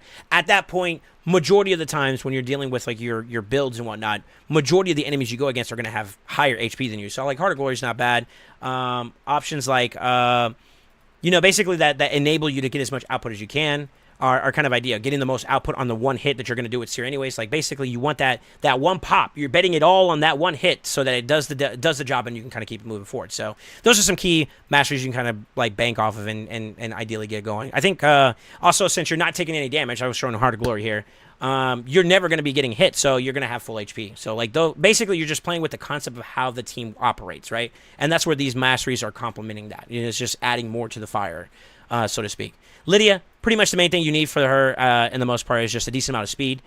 Pretty much ahead of Lydia, or ahead of Seer, excuse me, is the main thing that you need to have. And then, of course, an appropriate amount of accuracy so that you land your debuffs. Now, I have her in Curse Set because I use her in other areas of the game. Think Hydra, for example, where having Hex is ideal. But it doesn't also hurt either because with Cursed, any damage that anyone else takes, a portion of that also gets splashed over to the person that has Hex. So if the Karma Burn, for hypothetical purposes, you land your decreased defense on 5 out of the 6 enemies in that wave, but the 6th one did get weakened and like the Hex, the splash over damage that would occur from Curse when you're doing your Karma Burn, it will do the job. It finishes, especially if you have a decent build like how we have ours here kind of decked out, for lack of better words.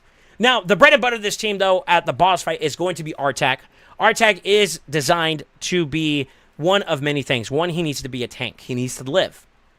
2, he needs to be able to apply his damage, which the main focus of this is going to be HP burns, is A3, which requires you to have to land it with accuracy. So that's another big focus point of it. But then also, as a part of the mechanics of the boss that you're going to be fighting against, Ice Golem and his minions, they have the opportunity to apply heal reduction. There's no point in putting regen or sustain sets on if you're going to be netting 0 heals from it, right? From heal reduction as a debuff. So resistance is actually kind of an important factor too. We have Righteous, which helps us with speed and resistance, and then the regen portion of it. So these are the sets that I'm currently using. It doesn't have to be Righteous. It could be speed. It could be other sets that give you stats depending on where your deficiency are or where you're trying to make up for some of your stat loss. But in realistic nature, when it comes to a lot of dungeon concepts, it's just stat checks, for lack of better words. So to give you context here, I'm going to go ahead and show you his overall build. We do have a little bit of speed built into the Ice Golem on the area bonus side, but for the most part, everything else is mostly just builds, which you'll see from not only Faction Guardians, but the Blessing. We do have a 5-star Blessing on him, which we'll talk about in just a moment. But really, it's all about how well you can build up your champion. I tried to get, for the most part, when I'm dealing with stage 10, anywhere north of 250. The boss is pretty fast himself, kind of very close to that range. I think he's like 245, maybe even 250 himself. So anything around that or higher so that you can go at least 1 for 1 ahead of him. You don't want to be getting lapped by the boss because that typically means that you're going to take more hits, meaning that you're going to have more to have to re-heal up. And remember, sustain is the name of the game, right? But also, you need to be able to tank those hits, like I said before, so having high defense and high HP is also important. If you take a look, we are a little bit on the higher side, especially since our Great Hall has been kind of catching up and developing. Shout out to my Great Hall farmers over the weekends when we go really ham here. But anything over like 4K is a really solid metric for a lot of dungeon teams. In particular for this one, I do have it going a little bit higher than that. But also in particular, anything north of like 80k to 90k HP is kind of where I started noticing my success was very, very prominent. Now, it's a little bit overkill because, like I said, we're way more developed. But the key notes here is that you have to hit HP, defense with a decent amount of speed to keep going. But it's not only that. You got to land those debuffs and you got to resist those debuffs, right? So we do have them at a pretty hefty amount. I want to say that the minimum you want to aim for when it comes to a resistance check is anywhere around 450 or higher. I believe if we take a look, and I'll pull this up here for just a moment, on Hell Hades' website, this is a page that I refer to quite often. It's called the Stages tool, where you can kind of look up information regarding the fight that you're going against. So if we're doing dungeons here, and I'm talking about Ice Golem on hard, let's take a look at what the stats requirements are going to be at stage 10. So the bosses, we're not really worried about Artec because that's what the Seer comp kind of takes care of. All we have to do is just make sure we're over 100 speed. Very easy to do. But when we get to the boss side, he's at 240 speed. Which means that anything over that means that we'll be going ahead of him. If we go even faster, then there's a possibility we may be able to lap him a little bit, right? But the big key things is that his resistance is 320, which if you want to land his debuffs at a 95% factor or higher, you need to be 345 or higher in terms of accuracy. But on the flip side, his accuracy is also 330, which means you want roughly 435 to hit, I believe, at least a 90% or higher. I scale it even higher because I want to avoid taking heal reduction at all costs. So the exponential growth in terms of hitting 520 is with the mindset that I'm pushing it to the absolute 3%. So if you're familiar in this game, there's a absolute 3% rule where no matter what, there's a chance, 3% chance, where you either are just going to miss a debuff or they're going to land a debuff. That is a randomizer mechanic in this game that exists for everyone, outside of the exceptions of Irresistible, and you'll see that in certain people's kit. Think about Ronda's A2, for example. But really, that's the name of the game there, is just making sure we hit the accuracy requirements, making sure we hit the resistance requirements at a decent speed, and then it's just much tankiness as possible. And that was the aspiration behind this build. Now, with that being said, regen is mandatory. The Righteous is not. Anything you can get in terms of making up for some deficits, one of the last little bit, and I'll just show you my Great Hall so you can kind of get an idea, is that out of all my stats right now currently, everything is finished outside of resistance. So that Righteous set helps me not only placate my speed, but it gives a little bit of an extra nudge towards the resistance to make up for maybe that 30 or so that I'm missing, right? And then, of course, I also recommend that this is like the best crutch you can ever have in the game. I preach it to the moon drops and the sun shines, but basically, area bonuses are a great crutch for you to lean on, especially as you're progressing in this account, to make up for any deficiency you have. One of the things I noticed is that my speeds could be a little bit better, right? So I kind of leaned in and kind of, whenever I had some spare medals that I was throwing around at the time, especially when I was developing this team. I wanted to make sure that I grabbed, maybe a couple extra speed points there because everything else was already kind of taxing on this build. Very, very demanding. Now, with that being said, I don't want to leave you guys with just my build. I want to leave some suggestions for you guys. In terms of defense as an aura, it doesn't have to be that. It can be HP or it could be resistance. You apply it to whatever your build is deficient in, and you can make up the difference. Use aura for that outlet, whether that's speed, resistance, HP, or defense, right? And there's plenty of champions that have those particular ones. Like, for example, Lord Chamfer for HP, 50% of your total or your base HP because aura is applied to your base stats of your champion. That's a good jump, right? Or in this particular case, since we were using defense, I'm going to give you some viable options, alternatives. I mean, obviously, Stultus has a 30% there. I'm going to try to go above and beyond to the higher side of things. I believe it is Raglan, for example, who has a high aura. It's 33%. Obviously, we showed you one of the more higher-end ones with Norog, who has a 40%. I believe there might be some other ones, and I'm going to double-check here. But basically, find an aura that applies to whatever stat you're looking for. So this one's just Faction Curse, but it is one of the higher side ones. But look, find an aura that kind of helps you give that stat deficiency you're having a little bit of issue and make up the difference for it. In addition to that, though, you can also use that slot where Norog is in for other metrics. When they made the changes to the stat bloat on Blessings, I didn't really revise my team for a good bit. And there were some issues where, like, the boss was end up triggering his threshold hits, which are the dangerous part about fighting Artec. That's why you don't want to just use, like, bursty routes without having some kind of way to mitigate the damage. There are teams, and I'll just throw it out there, like G-Nut, using his any max speed hits are really, really good. But the problem is that you'll end up proccing multiple thresholds, which if you ain't killing those minions, he pretty much gets true damage on the enemy if you pay attention here. This attack will ignore 50% of each enemy's defense for each alive ally. So his adds, there's 2 of them. If you take that, times that by 50, that's 100%. So your defense means nothing if he's doing these threshold procs. And if you had decently built G-Nut, for example, who does 30% damage, well, from 100, 90, 80, 70, you're practically already there about to proc the second one. If you had somebody go before and they did that last little 10% prior to him, then he's going to proc it pretty hard. So if you get him down to 90% and then Gina goes and does his A3, you're going to hit 2 threshold procs, and that's very dangerous, right? And there's ways around it. I mean, think about man-eater, for example, keeping yourself unkillable with block debuffs so that you can keep doing that without too much of an issue and you don't die. There are comps out there that exist on that, but one of my main focuses was I want to make sure that the battle of attrition for someone like Artec or another burner could be useful. And what's kind of funny is that we are in the middle of an event right now where there's like nothing but enhanced progressive events for a lot of burners. So actually someone who would be maybe perhaps an upgrade, and this is very debatable, would be someone like Drang, who his burn doesn't require accuracy, so that's one stat line you don't have to worry about.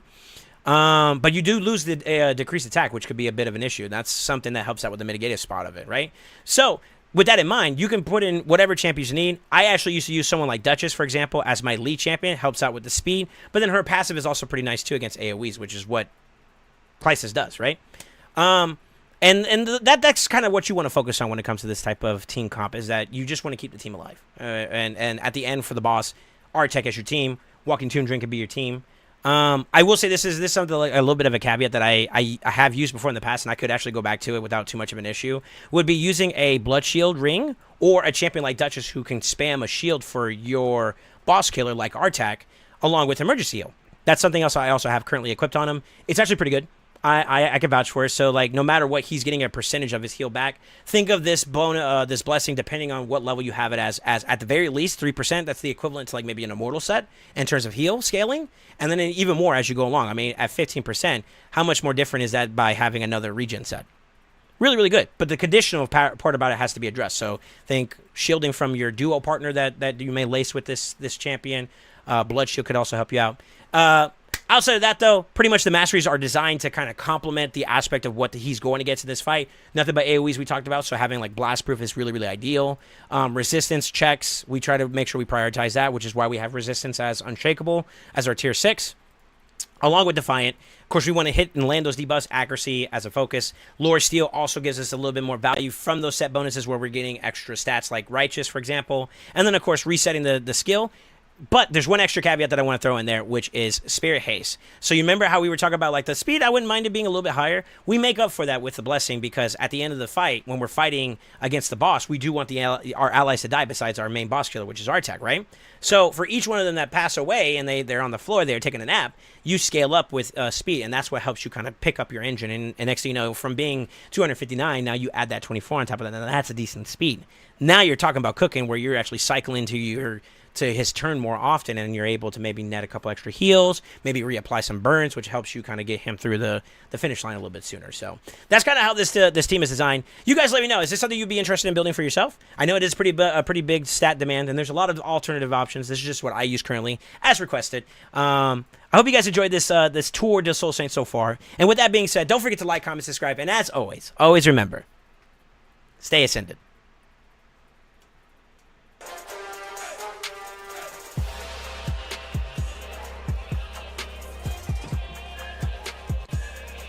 Easy peasy. I kind of went a little bit on a tangent. I was jumping around a little bit, so I tried to reel it in.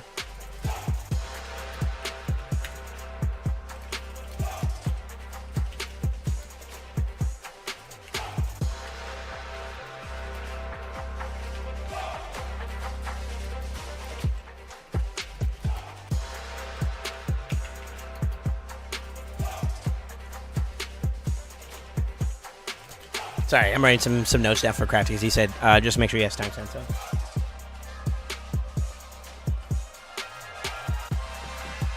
Straw Hat Luffy Wukong build? Yeah, it's not too bad. That's actually one of my more pride and joys. I actually just scaled up his speed not too long ago a bit too because I was like, you know what? I'm tired of like him missing some turns to get his block buffs up for Hydra. This build is more so prioritized for Hydra, but I tinkered a little bit, and there's still some overhead. I know this is going to sound kind of a little bit of a flex, but I can hit 300 speeds. But it's not a priority. Like, +2 speed there. What is that? I can get 8, so that's like 6 right there. I can grab another 4 there, so that's 6 + 4. Or, yeah, 6 + 4, that's 10 speed right there alone. I'm already over 100 at base, right? So that's kind of cool. Another 4. Another 3. Another 4. Not going to touch that one. Another 1, I think, because it's a 5-star. If I get like a 6-star accuracy banner, that could also help it out too. I'm even thinking about taking away from it because like my accuracy is good for Hydra. It's a little overkill, so I think I might even be willing to go to an attack set to bring up my stats a little bit more on the attack side. With Hydra bonuses, he's over the 7K, but I would not mind him hitting the AK range just to like really pack a punch and maybe like changing over to some stats with actual like attack percent, like high attack percent rolls with attack flat and speed could probably get me closer to that. I'm thinking about it because I haven't really been picking some Wukong in PvP that much, but he is designed for it still. So.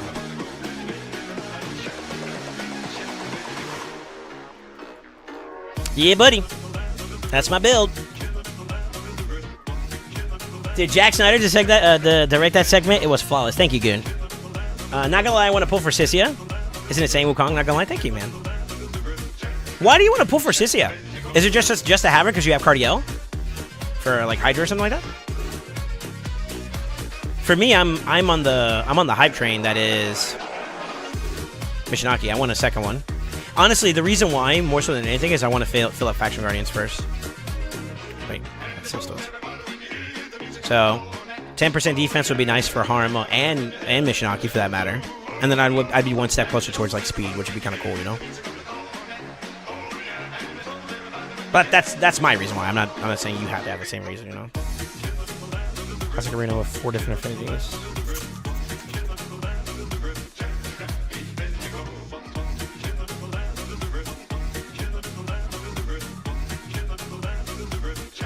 Back and brother. Not gonna lie, I want to pull a Mishi for an in-game. Pull for a Mishi and end up with a second G-Nut. Second G-Nut would be nice. A second Mishi would be great. I'm holding for something big, though. That's fair. I'm in my yellow mode right now, to be honest with you. Yo, big salutes. I want everybody in chat to salute my boy. Working hard here, man. As ever, I am grateful for your support, sir. On the assist on the YouTube video, man. I appreciate you. I don't feel like I give you enough loving, brother, but I am grateful. Thank you, sir. We got some free battles. Let's go. Hold up. Yeah, both of those are done for me. All right. Not fair enough. Fair enough. I was just explaining my reasoning why, but I'm assuming you won it because you got a cardio recently, so get a couple.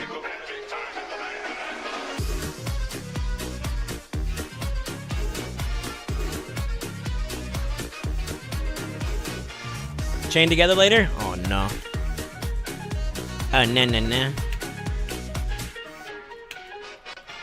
Did you get my notes, Crafty, for video number 2? It would let me drop Lydia for, what, Hydra? Okay. It's conditional, though, so you just keep that in mind. You have to play with that in mind, but... Yeah, I guess so. Get by. I'm taking a little break for myself because, you know, we get to that yapathon side of things and your voice starts hurting. I'm actually like letting my voice rest a little bit. I feel like if I'm not talking during a video and you guys are just watching me, it gets kind of poo-poo.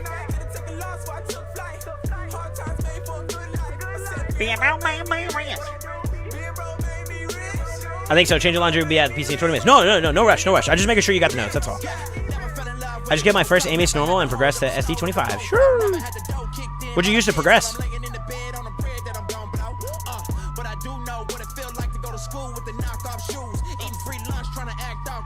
Our secret is we are always watching you, Soul Saint. What's up, Oju?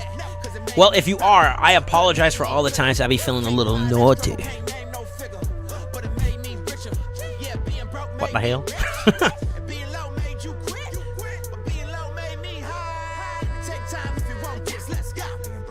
Listen, my sexy time, bro. Don't judge me.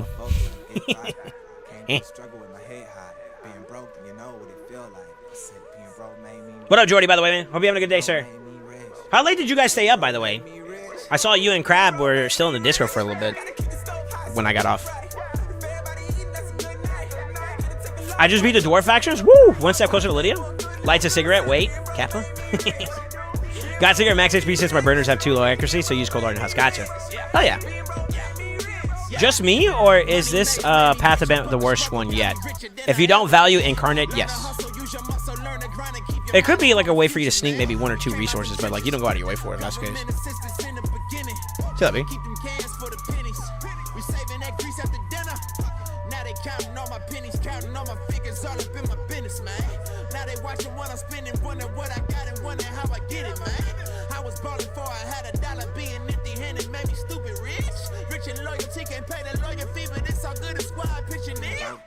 Don't sit right. Folks trying to get by. I said being broke made me.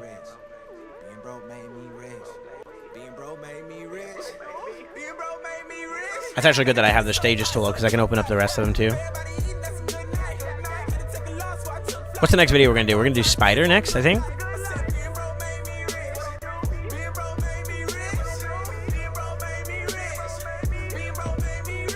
Oh, we got one more day. One more day, then we get monthly reset, which is kind of lit. Dailies are done, so that's good. All right, you guys ready for round 2 or round 3? Yeah, we're gonna do Spider next. This one's probably gonna be one that it's not gonna be too long in terms of lengthiness, but I will try to get some extra examples of things that people can do. 4-star Candy Soul worth it in the market? Are you using him? Maybe, yes, no. Depends on how much you value him. He's like a low A tier, B tier champion in terms of like nukers. In the grand scheme of all the nukers that are out now, right? Not bad. He's not bad. So if you're using him still, yeah, sure. Why not? Oh, well, and another thing too, I guess, is the value you place of him in terms of him being usable in Sin City is also important too. So keep that in mind.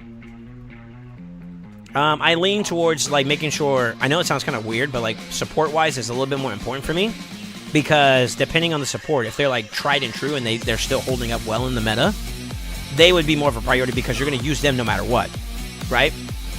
Whereas like the nuker, depending on who you're picking, could be a little bit less valuable. So if you're making that decision, does your support, your top tier supports that you have at the moment, how close are they to needing the same amount of resources that getting the 4-star for Candy would be? If they're already kind of past that currency requirement, because is it 4 that is the last one for like the silver essence, right? And then 5 and 6 are like the big gold ones, right? Yeah, 1 and 3. So like if you don't need the silver essences for your supports, honestly, why not? Unless you have like a better nuker to invest towards. Hey Crossfade, how you doing, brother? I've literally pulled 2 verse off the Grims today. What is wrong? A fort. Only when Harima is not present. That's a good point on supports. Yeah, 300 silver. Yeah. So if Harima is one, I would say I'd pick Harima over Kandrafon for obvious reasons. 1, she's a direct counter to him.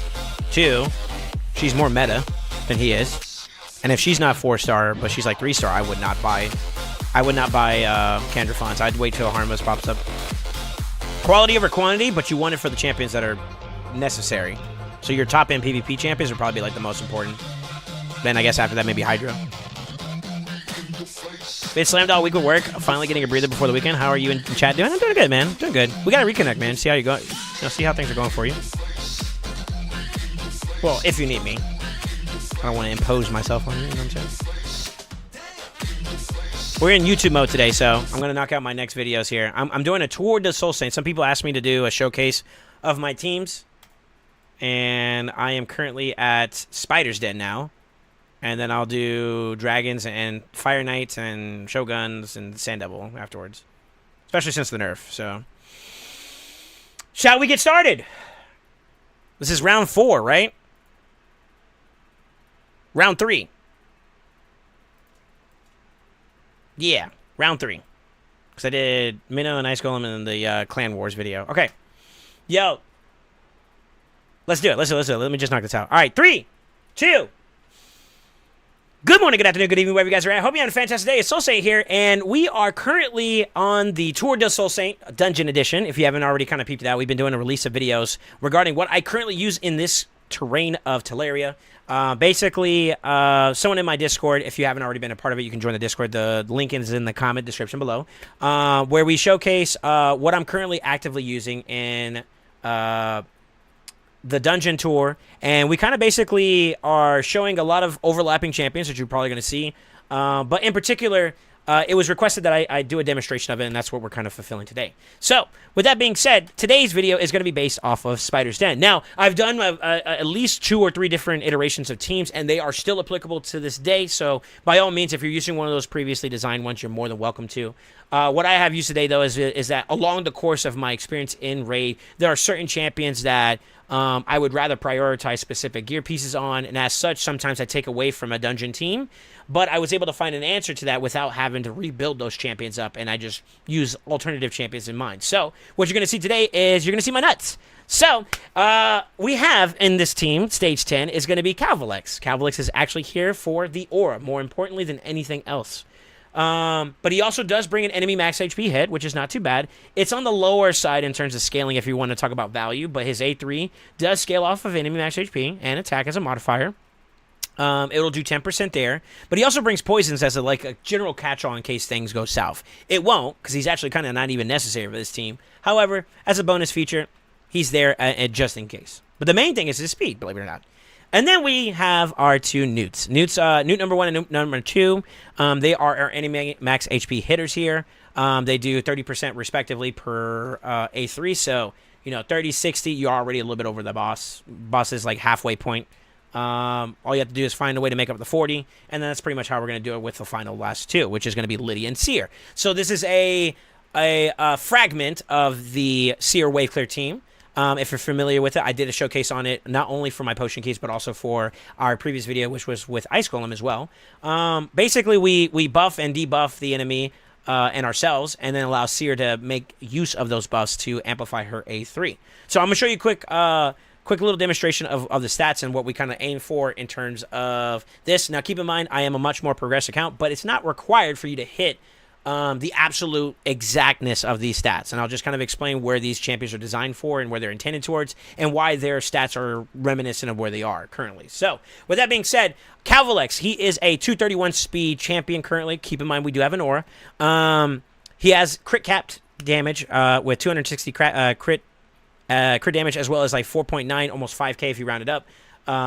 Attack, which is his main modifier off of his abilities.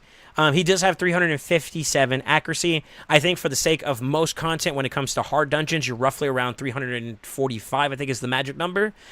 Give or take maybe a little bit depending on certain exceptions to the rules. Now, with that being said, we do have G-Nuts who are built intentionally for Fire Knight. That's their main stat requirement section that we haven't built out towards. But they are going at 264, 265. Keep in mind that we are in the dungeon preview page, so it is taking my stats from Spider area bonuses. So their actual base stats or total stats they have with just gear alone, if you're not including area bonuses, is a little bit lower. I think, if memory serves me correctly, my G-Nuts are around like 255 and 254 respectively. But just that's pretty much where the extra stat load's coming from. But yeah, a solid number over 265. Crit capped 329 and 324 and 349 respectively for each one of them. And of course, as much defense as I can get, and then of course accuracy. I wanted them to be over a minimum of 345 for the sake of Fire Knight. Now, with that being said, they also help out in all the other areas of the game too. So no loss there, no foul. But that's the main stat grab, is you want to hit a minimum speed, make sure they're crit capped, as much crit damage and defense as possible for the punch of the A3, and the accuracy is for other areas of the game. Now, Lydia, in the same breath, is also 265 speed. She has crit cap damage, which is not relevant for the sake of Spider. The importance for her kit is... Oh, she's not crit cap. Sorry, I was looking at G-Nut. Her main focus is being 278, or... I think add 20 or minus 20, she's about 258, so she's a little bit faster than the G-Nuts, with 345 or higher accuracy. We prioritize her A2 for the decreased defense and weaken, and the strength and increased speed, which is actually important. If you take in mind champions like my Seer, who is only 216 speed, the Spider's speed is 240, I believe, 245, if memory serves me correctly, at stage 10. We're actually going to go ahead and pull up the Hell Hades tool. It's called the Stages tool if you haven't been familiar with it. It gives you a little bit of a stat breakdown. It is 245 speed, so we want to be ahead of that. We want to kind of go ham, go home, and keep moving. But it also gives you like a breakdown. Like we said, we want 345 accuracy to match up against the resistance of the boss. And then, of course, if we're trying to resist at 435, not relevant in this case. We're trying to get our team ahead. And here's how we do it. Although that we see that she's slower, because Lydia is applying increased speed, which gives her, everybody in the team, 30% extra speed, in addition to the aura, that's how we get Seer ahead of the wave. So it's making do with a 200 speed or 200, like maybe a little bit over 200 base speed Seer. That's how we get her ahead of the fight without actually having to push 245 plus speed, you know? And the reason why is that the higher you go up in your builds in terms of stat demands like speed, it does affect the rest of your builds, you know? Like if you're trying to push high crit damage, which is what we want on someone like Seer, you know, the higher the speeds, the more something like that crit damage could get compromised. So finding a way to kind of manage that and using aura bonuses or the buffs that we get along the way in a fight kind of makes up for that deficit in terms of speed. And you're going to see that here shortly. Let's do a quick run and show you guys a little bit there. I'm going to do Super Race because I'm very confident this team is going to work and I need the silver anyways. But basically, we start with the opener, the spawn, which comes from the passive of the Scavig, as well as Calvalex putting up his debuffs. You saw that Lydia went first. A little bonus note here. I'm actually going to stop the run here.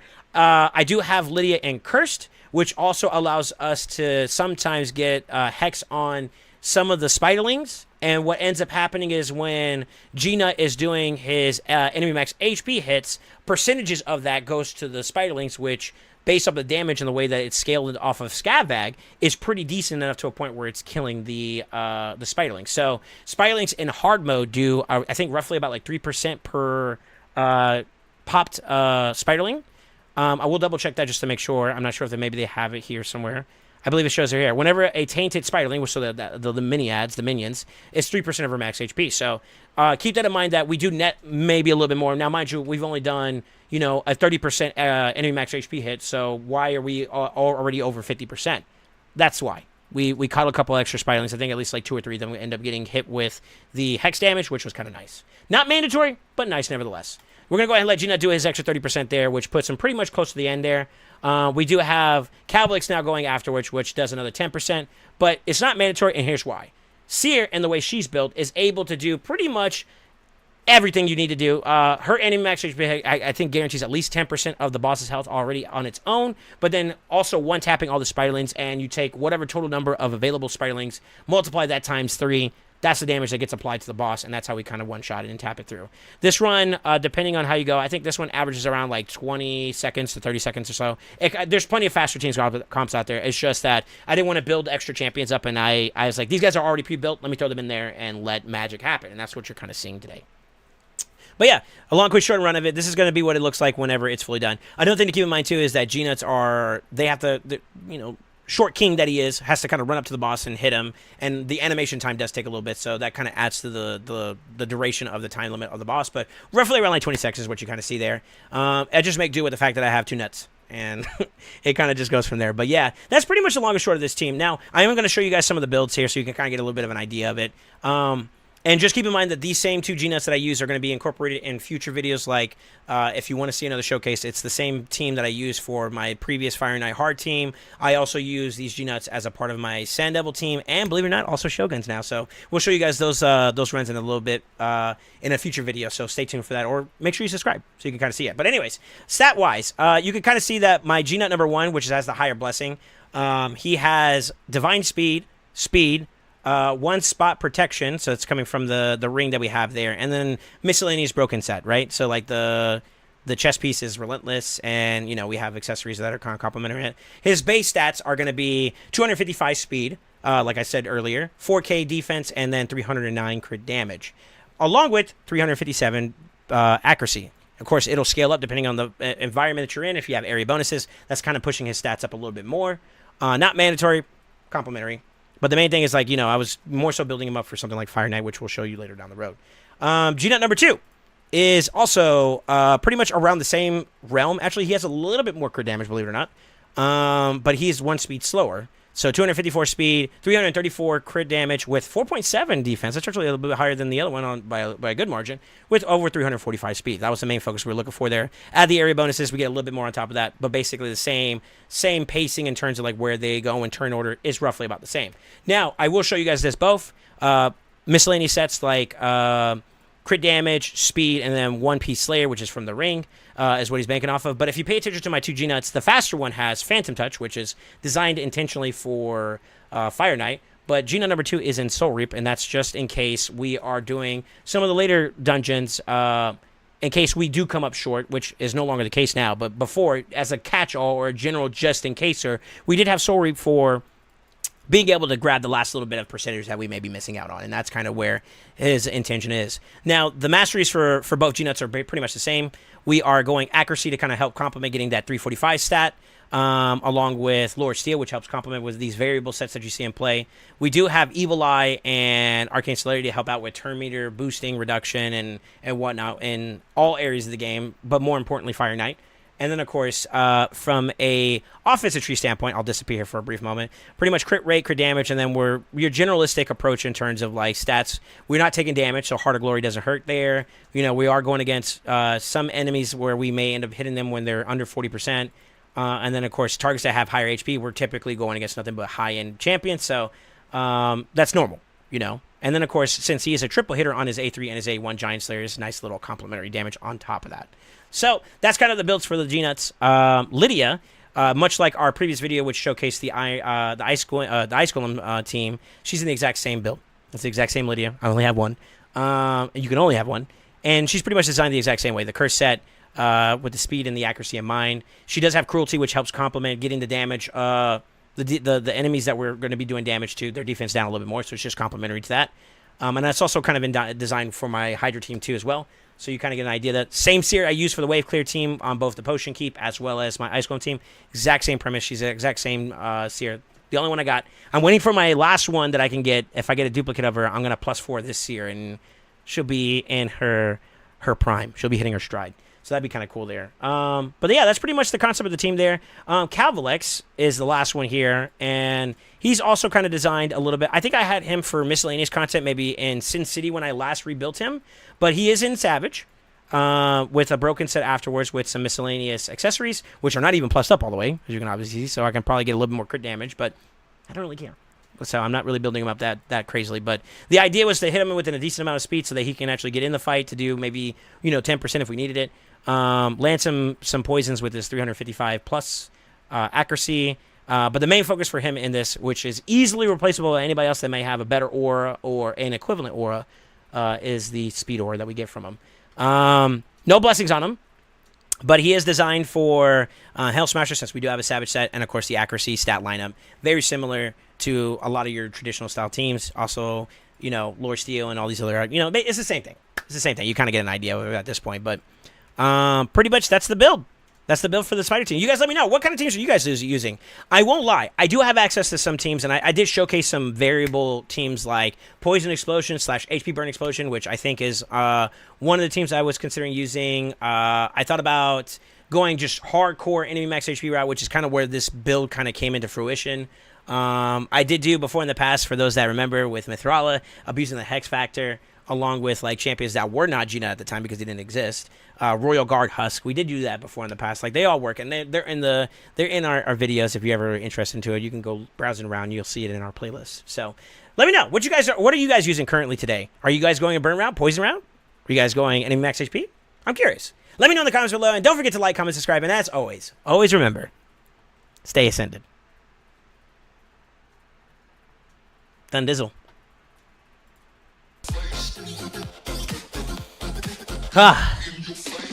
Someone called my name, aka Short King. I'm not mad anymore, just violated 20 people in TTA. God damn.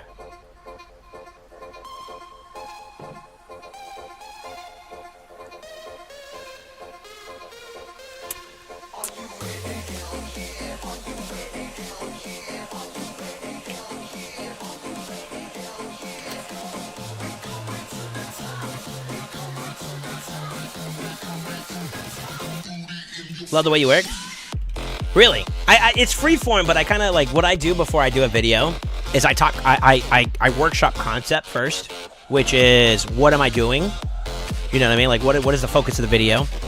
What do I want to show in focus of that video? And then kind of have it already preset up. So like obviously you have the team built up, make sure it's working, and then from there I freeform the rest. Everything I kind of do is just like on the fly in a sense, but there is already kind of like I already have like in the back of my head like what am I mentally going to try to do and say, and what I'm going to try to showcase for people to see, because these are informational videos, right? These are videos that are giving people an idea of something that they could build up to do and complete the stage. Because believe it or not, we all may be a little bit more progressed. I'm not sure where everybody is. You know, your experience is going to vary depending on your progression. But everybody's going to try to eventually get to Spider Den Hard 10, right? So having options, I think right now I currently have at least 2 videos on YouTube related to Spider's Den. This is going to be a 3rd one now. I should have talked about alternative options, which I didn't, because everybody's going to be like, yo, I don't have G-Nut, let alone 2. And I feel you. But like options, you know, obviously like Marius could be plugged and play outside. Actually, he would probably even be better because he can set up increased defense on his own. Into enemy max HP. He's a triple hitter, so he could be a viable replacement for G-Nut. One Marius plus a Crizia. That's 50% there. And then, you know, with the enemy max HP hits from the other 2, which is Seer and Calvalex, that'll make up the 20 plus killing the ads, which is like, you know, 10 plus times 3. That's 50. That's your 100, right? Maybe even more if I did my math poorly. So, you know, there's always options. It's like understanding the method behind the madness, basically. Dragon hasn't really changed from what I currently use and from what I showcased before in the past. You know, I wouldn't mind doing a video on Gizmak being a HP Burn champion for like a Poison Explosion team. Or, sorry, a HP Burn, or and Poisons, actually, for that matter. Team for Spider. So I do want to showcase the Mythics a little bit more. I don't know. Looks like an upgraded my team. Yeah. It's tried and true, man. Once I saw that Stultus did what he did against the boss, I was like, dude, forget you being my PvP champion. I will use others. I had like Ragash, Stultus, and I think Helicav was like the other one that I was thinking about using for defense.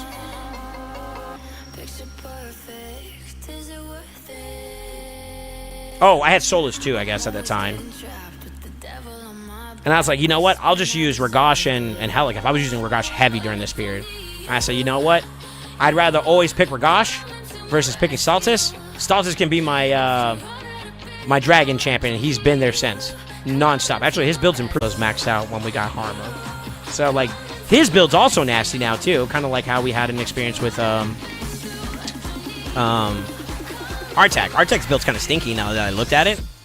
To a point where I legit don't even need the blessing that he's currently using to survive because I'm not using it right now, you know? His build is actually improved, which is kind of like a nice little progression checkpoint, you know? Because I did used to crutch off of the blood shield pretty hardcore. It's an extra form of healing. Philippi. So that was Spider, right? You guys want me to keep going? How do y'all feel? Y'all feel like we can kind of keep slamming through this? I want to get all of them done so we can kind of have it just ready for me and Crafty to work offline on.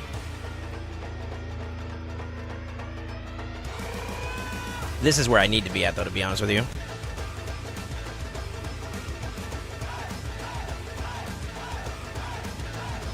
Y'all okay with that? I know it's like pretty hardcore on the YouTube production mode. Yo, P Styles, thank you for the follow, by the way. What a name.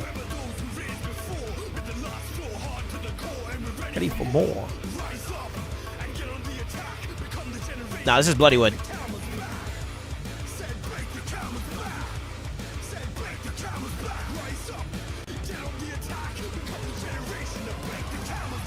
I like this song though.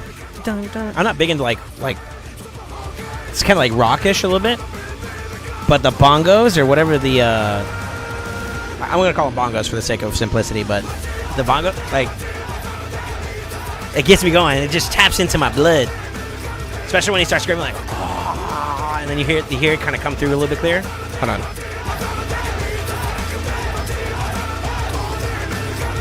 Right here, it's coming up.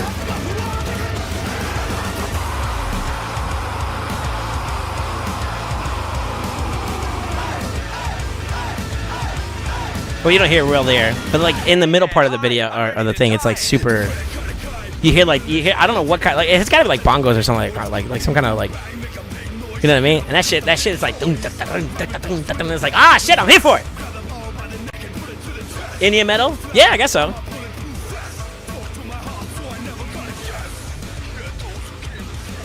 Got a little bit of coffee left. I might as well finish it.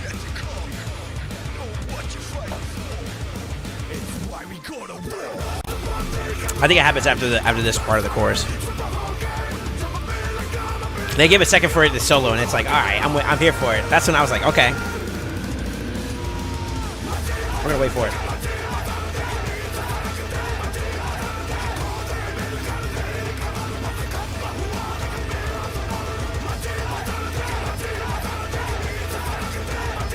I'm gonna get hyped with it too.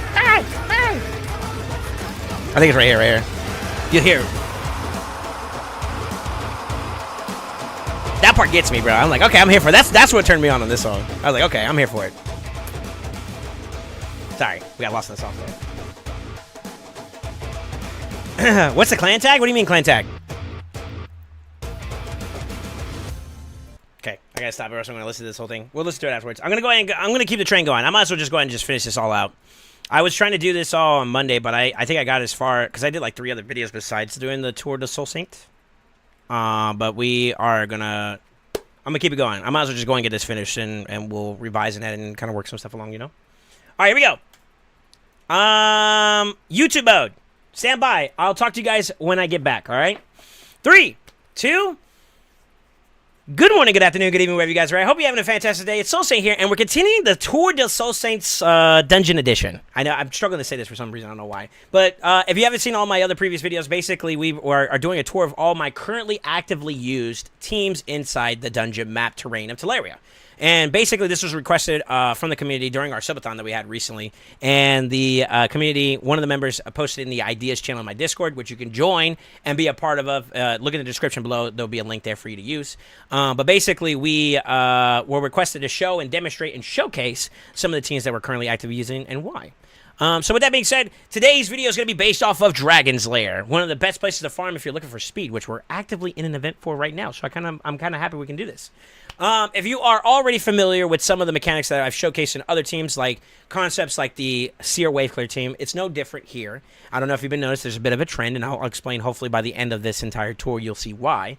But we are still using the Seer Waveclear team. So Wave 1, Wave 2 is still conquered and accomplished by Seer herself. And then we have our enabler / disabler in Lydia, along with Yumiko to reset the team. Now Yumiko, I could replace. I do have a Kaimar, but I actually did put Yumiko specifically for this team because of what she brings to the table.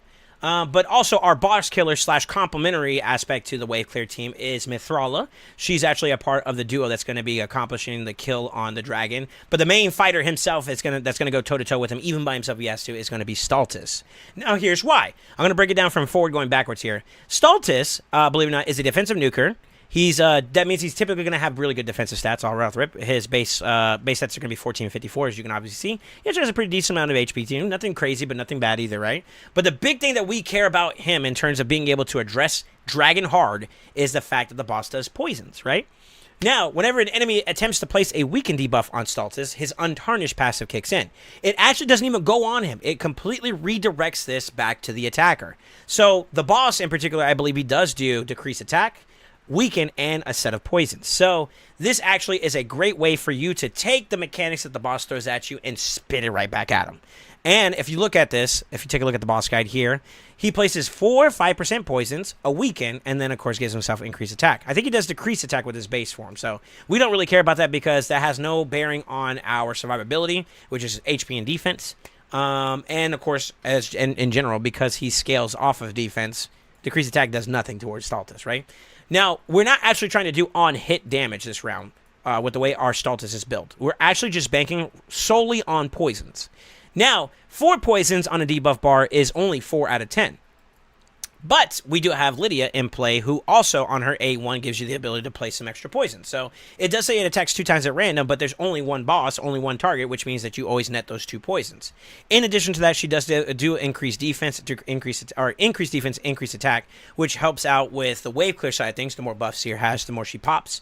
And then, of course, in actual support of the boss fight, where Stultus kind of shines, she gives a little extra complementary to the on-hit damages that we take from, the kit for the boss, which strengthen and shield. So that covers us not taking as much damage to our actual HP. And then, of course, when we do take actual HP damage or even the shield damage, the strengthen kind of mitigates that a little bit more too as well, which is really ideal. So that's kind of where they're kind of focused on. If you want to see how Seer and Lydia and the rest of them are designed, you can go take a look at some of the previous tour videos, and you can kind of refer to those builds as a part of it. But I'll show you the Stultus and the Mithrala portion of this one. I will note that keep in mind that we have a blessing on Mithrala, which is kind of nice. It's protected. It'll help out a little bit with also clearing to his mind. So let's do a quick run here.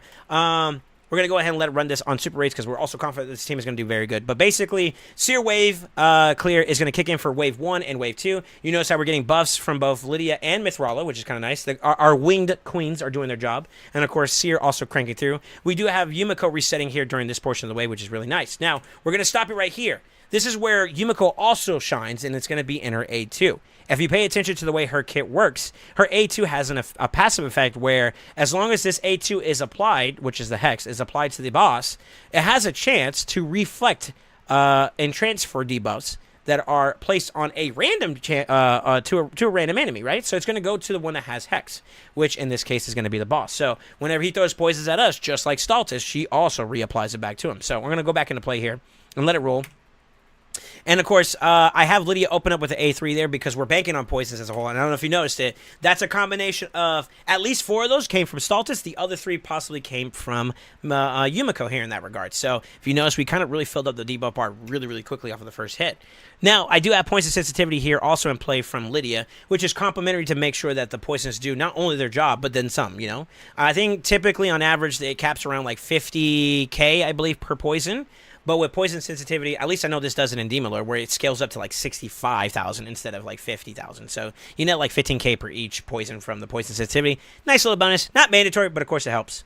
And then, of course, at this point, we're okay with Seer falling off. We're okay with Lydia falling off. And honestly, we're also okay with Yumiko falling off, too, as well. The main thing, though, is that we have to be careful with this shield that comes up from the boss whenever he goes into his third ability, which is the Demonic Gaze. Now, because we already have the poison set up and they've been redirected and they still have good longevity on them, 2-turn duration, we're pretty much in the safe house for those poisons that do a percentage of the boss's health to cover that and then some. So we should be okay here. You're going to notice that she's going to apply some strengthening and everything. We also applied our shield here because we're going to still take some on hit damage, right? But we want to keep the battle going. Notice how he didn't do a stun on the entire team. He actually just did a swipe, which means that we bursted through when he got his turn. And then, of course, the key thing here is that as the rest of the team is going to start falling down and dissipating, Lydia and Yumiko and Seer are going to fall off, but Mithrala with Staltis is going to kind of cover the last of the poisons. Now, we're only redirecting 4 from every single time he tries to apply it with his A2. Mithrala makes up the difference here at this point and adds a couple extra ones to keep that debuff bar pretty stimulated and pretty filled for the most part. And that's what leads to us getting a successful clear. So the big things to kind of keep in mind is the poisons we add from Mithrala, the shields we add from Mithrala for survivability purposes, and then, of course, Staltis being tanky and applying his passive in complementary with Yumiko, applying their passives from their abilities to really kind of redirect those poisons and constantly keep the boss hurting under poisons nonstop. So, with that being said, I'm going to go ahead and show you guys a little bit of the builds here. We're only going to show Mithrala and Staltis for this portion of the video, so if you guys want to see Seer and the rest of the team, go take a look at our previous tour videos, like I said before. But believe it or not, this is an outdated build I have on Mithrala. I have not touched Mithrala in a very, very long time. The main thing that we wanted to aim for is, 1, she has to be a decent speed so she's not constantly getting lapped, and even then, she still kind of does. I believe the boss for the dragon side is 250 speed at stage 10, which I'm going to double check here for you guys real quickly. We're going to rely to our stages tool. The boss is 250 speed, so she's actually a little bit slower. However, we have bonuses. We have Dragon Slayer bonuses, which give us 258, and that kind of helps us make up for a little bit to a point where we're actually still on par with the boss overall. The main thing also at this point is that he has a resistance of 320, which means 345, that little magic number I keep talking about. Is pretty much the same thing you need to be able to apply those. Now, with Mithrala and the way her passive works, she gets some extra resistance from it, which helps her kind of avoid some of the poisons, but we have her pretty high up there, so we bank on her accuracy quite a bit because it scales well into her kit. To land, debuffs, and of course be able to resist. Then after that, at this point, it's just all tankiness. As much defense and as much HP as I can get, and that's pretty much the way her build is designed. Any sets that can kind of complement you in that direction, think Perception for the accuracy and the speed, maybe accuracy set themselves, or anything in those lines, and then after that, you're just trying to make sure you make a little bit of sustain. She does have an immortal set, so she is getting 3% per turn, and of course she nets a little bit of HP on the top inside. Not mandatory, complementary. In terms of blessings, this is something we didn't get to see it in that last run there, but every now and then when the debuff bar isn't overly stimulated, all 10 debuff slots are filled, sometimes she has a chance to apply Brimstone, which is literally the best debuff damaging debuff you can have in the game. It does like crazy amounts of output. To a point where I think it does like percentages of the boss's health. I think it scales up to enemy max HP. It's almost like an enemy max HP in a sense there. And it can be protected. And of course, she has accuracy to land it anyway. So very, very good complementary Brimstone that she has. I actually had this on her since the beginning of when Blessings became a thing. And I used it, and it was sometimes a little bit of a crutch for me for my Spider team, which is no longer a problem. But she's not used anymore. Her masteries and everything else that she has is actually kind of, I would say, also kind of outdated too, to be honest with you. But we do rely on War Master, and we kind of go down the traditional route like Crit Raid and all these other things. But realistically speaking, the big ones that we care about are like the accuracy, angled support tree. Of course, Laura Steel to complement any set bonuses that we got going on.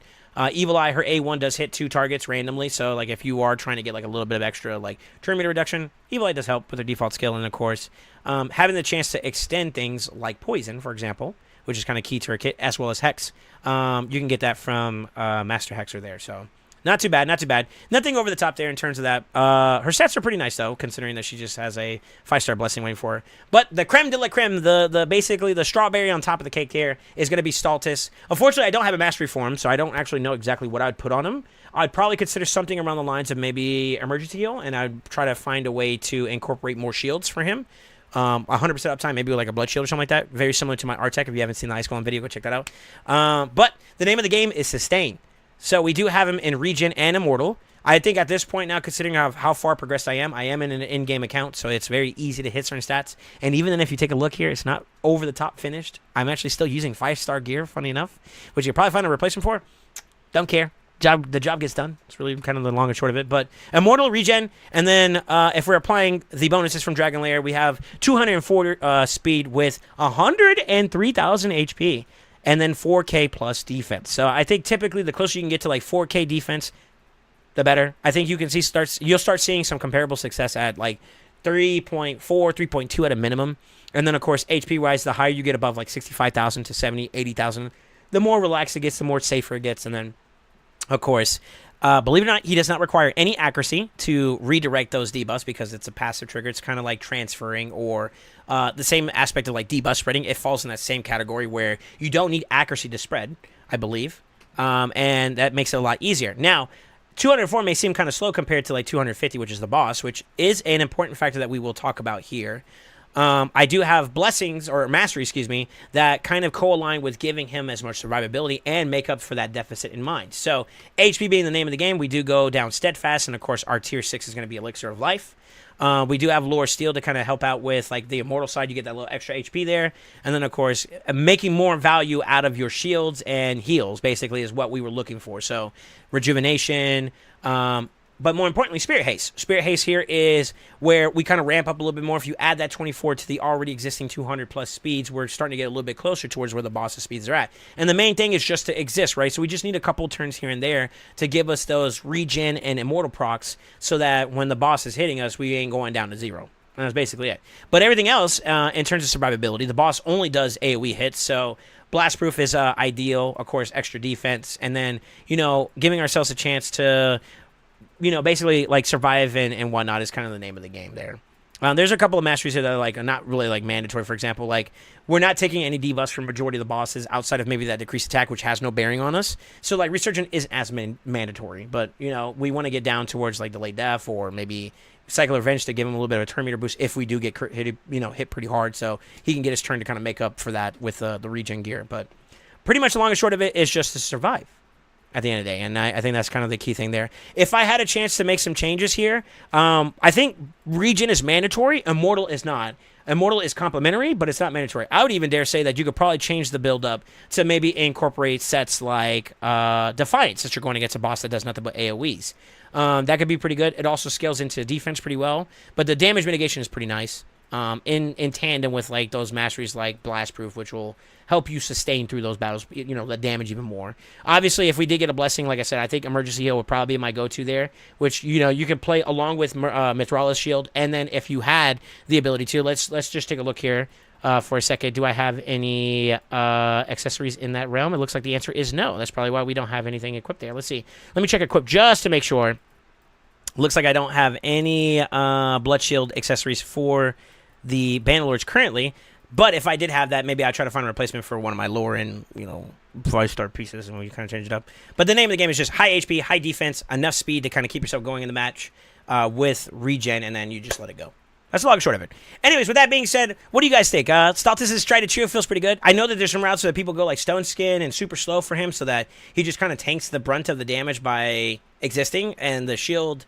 the barrier you get with Stone Skin kind of makes it possible. I did see people do that before. I went down the regen route because at the time of his build, I actually did not have adequate, I would say, Stone Skin. So I was like, let me just try to live through just constantly healing through the battle, and that's what regen did for me there. You could also, just to keep in mind too, you could also use things like Bolster. You could use, some kind of regenerative type sets. I did before when I first play tested this many moons ago, and this is way before like area bonuses and all these other things that came out that make it easier now. I did try triple immortal, but it wasn't enough to keep you going because you would only have 9% versus like regen's 15%. So I still give the seal approval to at least one set regen overall. But yeah, definitely a lot of different ways you can kind of build them up. Let me know. You guys use something alternatively. I thought about some variable flexing. Maybe I build up another build, and this is the only reason why I don't do it is because I'm just being kind of lazy. But I thought about, I'm sitting on a Theodore that I'm kind of using only for like Doom Tower content and some onesies and twosies areas here and there, but like a Theodore maybe instead of like Mithrala, and I could maybe speed up the run because the poisons are coming in very effectively, and I could capitalize off of that by exploding them with his chemistry ability on his A3. So I don't know. There's a lot of different variables I thought about doing, but the long and short of it is just to sustain through the battle and let that passive cook, and the dragon does the rest. Anyways, don't forget to like, comment, subscribe. Let me know what you guys use for your dragon team. I'm very curious. I hope you're enjoying the speed event that's currently active too. 3x is pretty dope. If you got a good piece, let me see it. Anyways, with that being said, don't forget to like, comment, subscribe, and as always, always remember, stay ascended. Easy bunny. Is this still primetime Soul? Been busy at work. He's making an awful lot of eye content. Yeah, I'm just doing YouTube videos at the moment. I'm almost, I'm kind of still not anywhere near close. I got like 3 more recordings I gotta do. I think I'm gonna skip the Fire Knight one because we already have that. Unless y'all really feel like we should. Sand Devils and Shoguns, though, I do want to showcase. To search clan silly, if you're talking about mine, AKG. That's us right there. Oh, AKG 5, technically.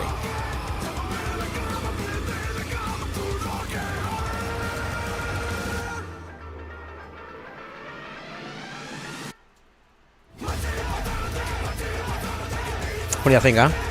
I think I'm doing pretty good in terms of like getting these videos out, huh? Sure. Oh, let me write this down to Crafty. 343, which is what, 243? Fourth video. I'm just gonna get it all done. 4th video at 243. Finished. Dragon 10. Hard at 243. Thanks so much for watching that video, guys. Into stream. Song is quite self-explanatory. You might have to look around for it a little bit. For Ubisoft and upcoming. I heard this one before too. This is pretty good. Lifesteal and Bloodthirst gear, both good alternatives for damage dealers. I'm not using lifesteal gear because I don't want them to live during the boss fight. I want everybody to die at the end outside of Mithrala, at least up to the halfway point, and then Staltus can do the rest. For my team comp, if that's what you're referring to.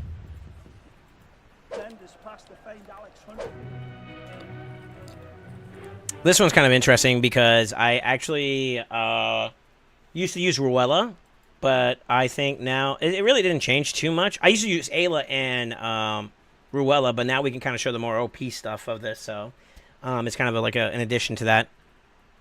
Let me see. I'm referring to Saltus, which had regen and Immortal. Oh, okay. No, I mean, you could build him in damage and whatnot, but I feel like your Battle of Attrition might be a little bit rougher, considering the amount of output you take. So that extra healing can kind of probably get you more consistency in terms of survival. I haven't tried Lifesteal, but I could see maybe working if you had a decent set, a decent build. But you definitely would have to lean into the damage then, because it's going to be, your survivability is going to be predicated upon damage. So, I'm going to stick with regen for me. Anyways, let me get into this video real quick, and we'll go and throw down on the Tour del Sol. I got 2 more I want to do, and then we'll call it a good day, and then I'll do Live Arena. Then we'll probably pull some shards. I think, Gover, you're still waiting for me, right? Yeah, we'll pull some shards, and then we'll keep it going from there, huh? All right, here we go. 3, 2... Good morning, good afternoon, good evening, wherever you guys are at. Hope you have a fantastic day. It's Soul Saint here, and we're continuing the Tour de Soul Saint Dungeon Edition. So, if you guys haven't already kind of been aware, we've been doing a bit of a showcasing across the board on terms of all the different currently actively used teams I am using in the dungeon area of Teleria. Right now, we've kind of pretty much concluded everything from the left all the way up to Fire Knight. As for the Fire Knight team, I already have a video established with my currently existing team. The only variance would be the fact that like maybe my G-Nuts might have changed in terms of some of the stats. But overall, the concept is pretty much the same, so I'm going to go ahead and skip that one for now. My Sand Devil team concept, however, though, which is what's going to be today's focus, is going to incorporate those same G-Nuts, so you'll get to see a little bit of it. But I just want to kind of go and say that this, the concept of our Tour de Soul Saint in terms of the Dungeon Edition was asked of me as a part of the subathon event that we had recently, and it was thrown in the Ideas channel. It's one of the channels we have in our Discord where people can throw some ideas that they want to see me showcase something or do something and test something or, you know, maybe bring a video out into fruition. So if you are enjoying this content and you want to help support and maybe bring some ideas to the forefront for the community to kind of see and maybe have some fun with, even if it's a memes or if it's actually a really strong comp that maybe nobody's aware of, then feel free to join the Discord. It'll be in the description below. We have a link for you guys. So, anyways, with that being said, Sand Devils 25, excuse me. They nerfed this boss recently, which has allowed a lot of opportunities for people to do some pretty nifty things. Now, I am going to show you guys my main team, which you guys are going to see here. Before I do that, though, I want to see if my hypothetical team I had built for somebody recently works, but I don't have it built here per se, but I'll try to see if maybe we have the resources for us to be able to showcase the other alternatives, or maybe I'll just explain the alternatives and you can kind of build it from there. But today, we're going to be swinging our nuts at Sand Devil. It is kind of a tried and true method because, you know, NMAX HPs are pretty important, and they both do like roughly about 30% each, so 30, 30, 60, and then if you reset it with someone like Yumiko, which we have here today, or Kaimar, for that matter, you get another 30, 30, which is another 60. 60 plus 60 is 120. Your goal is to hit 100% of the boss's HP.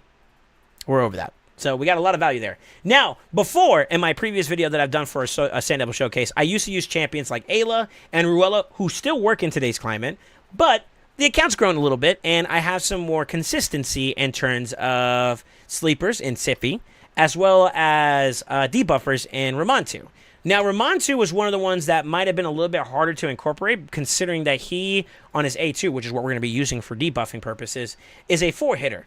The boss has recently been nerfed or adjusted to a point where the shade counters, the sleep counters that you have, or the counters that he has before he wakes up, has been increased, as well as the amount of mitigation that the boss has prior to debuffs has also went down. So any debuffing strategy that you would use in this comp, primarily the two most important ones is going to be decreased defense and weaken. It still works. It's actually even easier now. But with Ramontu versus Ruella, I net more debuffs, which is what I was looking for in the concept of this team comp. Yeah, that's pretty much it. So it makes it easier. But it's definitely not mandatory. I could throw in Ruella, I could throw in Ayla right now, and they still do the same thing that you would need them to do. But here's how it's going to go. The boss is, I believe, a speed of 270 for Sand Devil 25. And since you have to hit a certain accuracy check, that's also been nerfed too as well. Makes it a little bit easier. As a matter of fact, we're just going to go ahead and pull up his stats. I like to refer to Hell Hades' Stages tool as a part of our focus here to find out information. And in particular, it's a really good resource if you're trying to find out stats for checking areas of where you want to be at. A lot of his calculations are at 95% chance to succeed in landing a debuff, and of course, 90% respectively if you're trying to resist something. So for the Sand Devil, his resistance is 470, which means that you're going to want roughly around 495 or higher to net that 95% plus aspect. Now, there's always a 3% variable that exists in this game that you cannot mitigate. It's an RNG element that's added to the game to spice up the world of Teleria. Some people love it, some people hate it, but there are some exceptions to those rules, like irresistibility, which our Sippy is going to bring to the table today. Her A1, which is sleep mechanic that we're going to be introducing to incorporate against this boss, is very ideal. And that's her main focus. She's also complementary in some other areas, but that's kind of it. So we don't need to worry about accuracy for her. But for Ramontu, hitting that accuracy requirement is actually kind of important, and we'll show his build here down the road. Which is why we're going to have him over like maybe 495 speed, accuracy. Now, the boss's speed is 270, which is important because of what we're going to be bringing to the table too. Ramontu does bring decreased speed, so the way we want the boss mechanic to work is that Siffy opens the gate with sleeping him, which allows us to apply debuffs because he's immune to debuffs when he's awake. Then we have Ramontu, and I believe Yumiko goes actually before Ramontu. So it's Siffy, Yumiko. She does a throwaway turn because we want to use her to reset after everybody's gone in the team. So she throws her A2 in there, which is a Hex. That's just one extra debuff to allow the mitigation to go down one step. And then, of course, Ramontu follows up with the most important part of the debuff section, which is decreased defense and weaken. And then if we net the decreased speed and the block buffs, that's nice.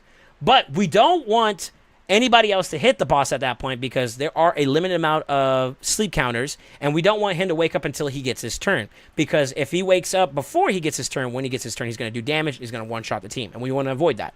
So we have it speed tuned with decreased speed in mind for it to land. And that's where it becomes very, very important. We have the boss, when he does decrease speed, if you have your G-Nuts go faster than 256 speed, they will actually get ahead of him if he has decreased speed, which means that they'll do their A3s and wake him up before he gets his turn. So we have him tuned down so that they don't go above 256. The sweet spot's 255 or below. And we have them just below that. So I have my fastest, which is the one that has Phantom Touch, at 255, so he'll go before the second G-Nut, which will have Soul Reap, which is a backup mechanic, to go afterwards. So the way it's going to go Siffy, Yumiko, Ramontu, boss wakes up, G-Nut, and then we reset with Yumiko and, of course, the rest of the team. So I'm going to show you a quick run here. Believe it or not, because they nerfed a lot of the stat requirements for this boss, it's very, very easy now with decent builds to be able to just destroy the boss's HP with max hitters. And you're looking for a cap of 308,291 damage output for each enemy max HP hit, which you're going to see here. And that pretty much gets you the guaranteed 100% or more, in this case, for damage. It sets up everybody else in this fight. Also, we want to avoid that first turn being active from the boss, right? So the sleep is the most important thing. That can be 3%ed by everybody, except champions like Sify, who her A1 says it's irresistible. And then after that, you want to decrease defense, which will help your enemy max HP hitters hit their cap damage, unless their build is significant, kind of like how mines are, to land that capped damage. And then from there, it's pretty much good. You're good to go. And then you reset. The increased speeds and all the extra stuff that you get from like Sify and all that just makes it sure that you're able to get ahead. With the Ruella comp, I did have her prioritize the A2, which was to do the debuffs, but then in the second part where we're speeding, we get to the second rotation of the A3s for the G-Nuts, I have her A3 to kind of push the team ahead so that they can make sure they stay in front of the boss, and that's how we were able to get the second set of A3s to clear. Well, with Sify, her sleep is the A1, and then she follows up and takes care of that portion of the Ruella to push the team ahead with her A2, which gives the G-Nuts increased defense, making them a little bit more potent. So she's kind of best in slot as a sleep agent for this team. But you could use champions like Adeline, who gives you the decreased attack 2, as well as an extra debuff, as well as the sleep. You could use Ayla, again, like how we use as an epic for the Sibling Watchers. Anyone who has a sleep is value here. You just got to watch out for that 3%. And then, of course, any decreased defense and weakened champion is ideal in the place of Ramontu. So I did use Ruella. You could use Rosin. You could use insert various champions that have both of those abilities inside, both of those debuffs inside one ability. And then, of course, a resetter with Yumiko. Now, I did want to propose to you guys something that I have built out for other people. One of the first disheartening things that you hear about from players is like, oh, I don't have a resetter like Yumiko. Well, rest assured that you can make a variation to a comp like this that would drop something like Yumiko and Ramontu and enable your team to be able to do something else. So now, this is incorporating a champion, and I'm just going to show you guys the team. I'm not going to do it because they're not built, but I'll just show you the essence of what the team would look like. So, in essence, I tested this, and it does work, but you do have to be careful about the 3% factor that still exists. The replacement for someone like Ramontu is actually Sissia, believe it or not. And the reason why is that she can get decreased defense and weaken. It is conditional to the burn, but the burn is actually an important factor of this particular fight. So in boss fight mechanics, HP burn equivalent is the equivalent to like 3%, for lack of better words, in terms of HP damage, right? So the application of the HP burn doesn't do anything. You do get a little on-hit damage from the A2 and whatnot, but that's complementary, right? But HP burn placement, you open up with the A3 to put a burn on. Then you do, once it lands, you do decrease defense and weaken. That sets up the G-Nuts. But it also activates that burn. So when she places it, you have the burn in play. It's a 3-turn duration. Activation number 1 gives you 3%. The boss wakes up. That's activation number 2. And then, of course, when the boss gets his final turn, that's number 3. So that nets you about roughly 9%. And that's important because you're not using a resetter like Yumiko to get the last 30% you're looking for. Remember, the G-Nuts are only doing 30 and 30, so that's 60%, right?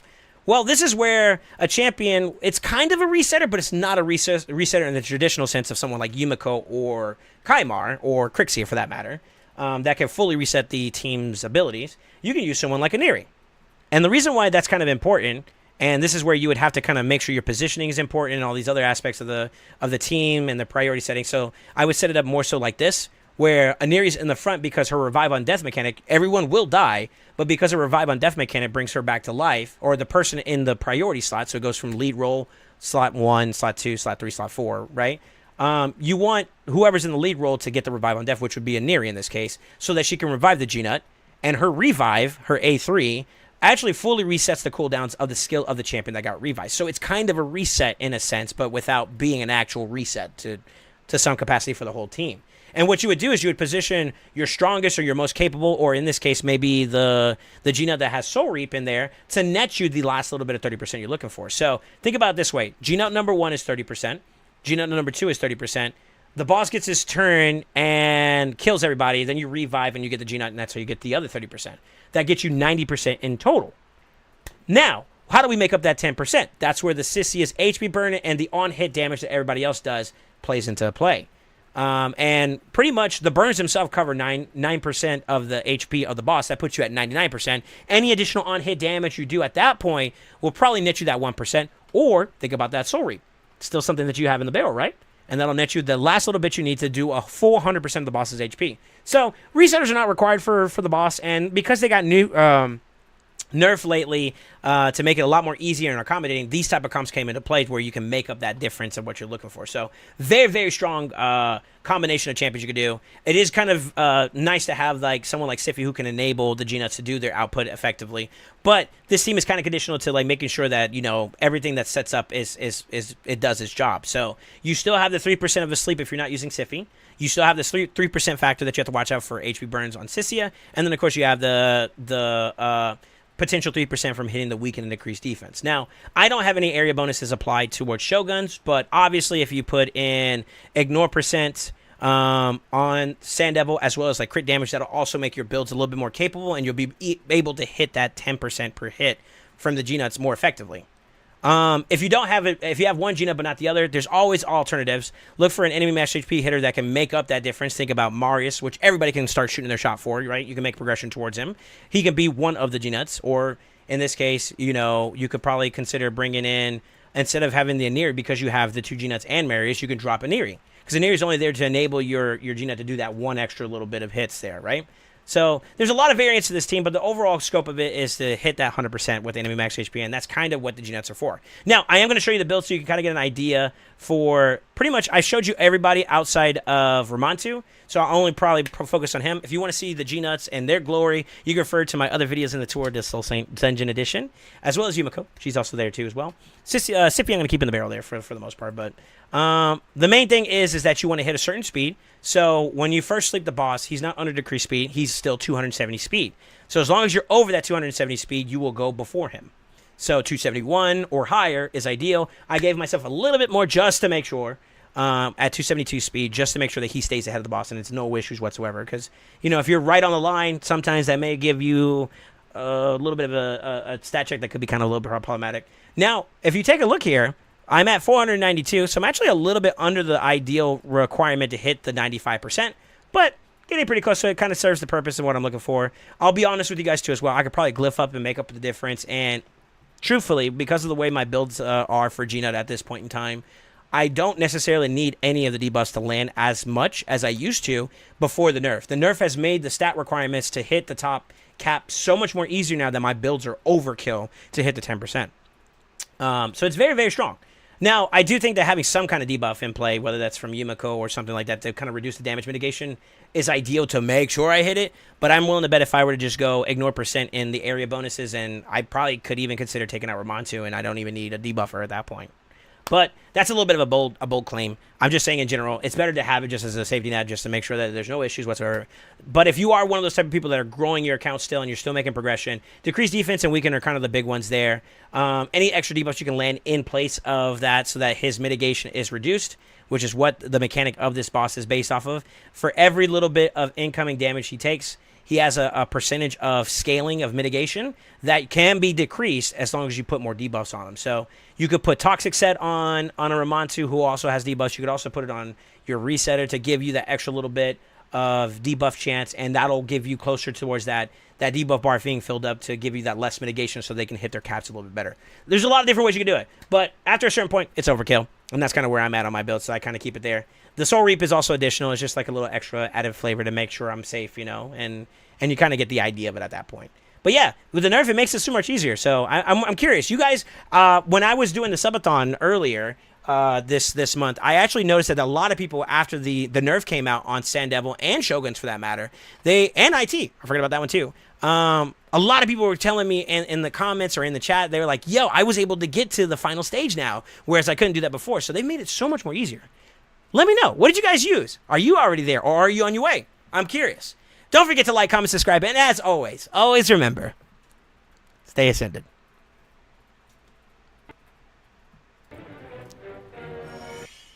I'm killing it today, baby. I feel like, I don't know, maybe this is just me, but I feel like freeforming has been so much more beneficial. I feel like it's more genuine the way I talk, you know? Like, I want you guys to feel like I'm having a conversation with you while I'm also showcasing something that, you know, exist. You know what I'm saying? So I kind of want to make sure that people feel that like we're having like it's more like I'm just talking. You know, like we're conversing. It's not like militant. Like I'm following a script. I tried following scripts before in the past, and it felt so inorganic that I was like, no, I'm good.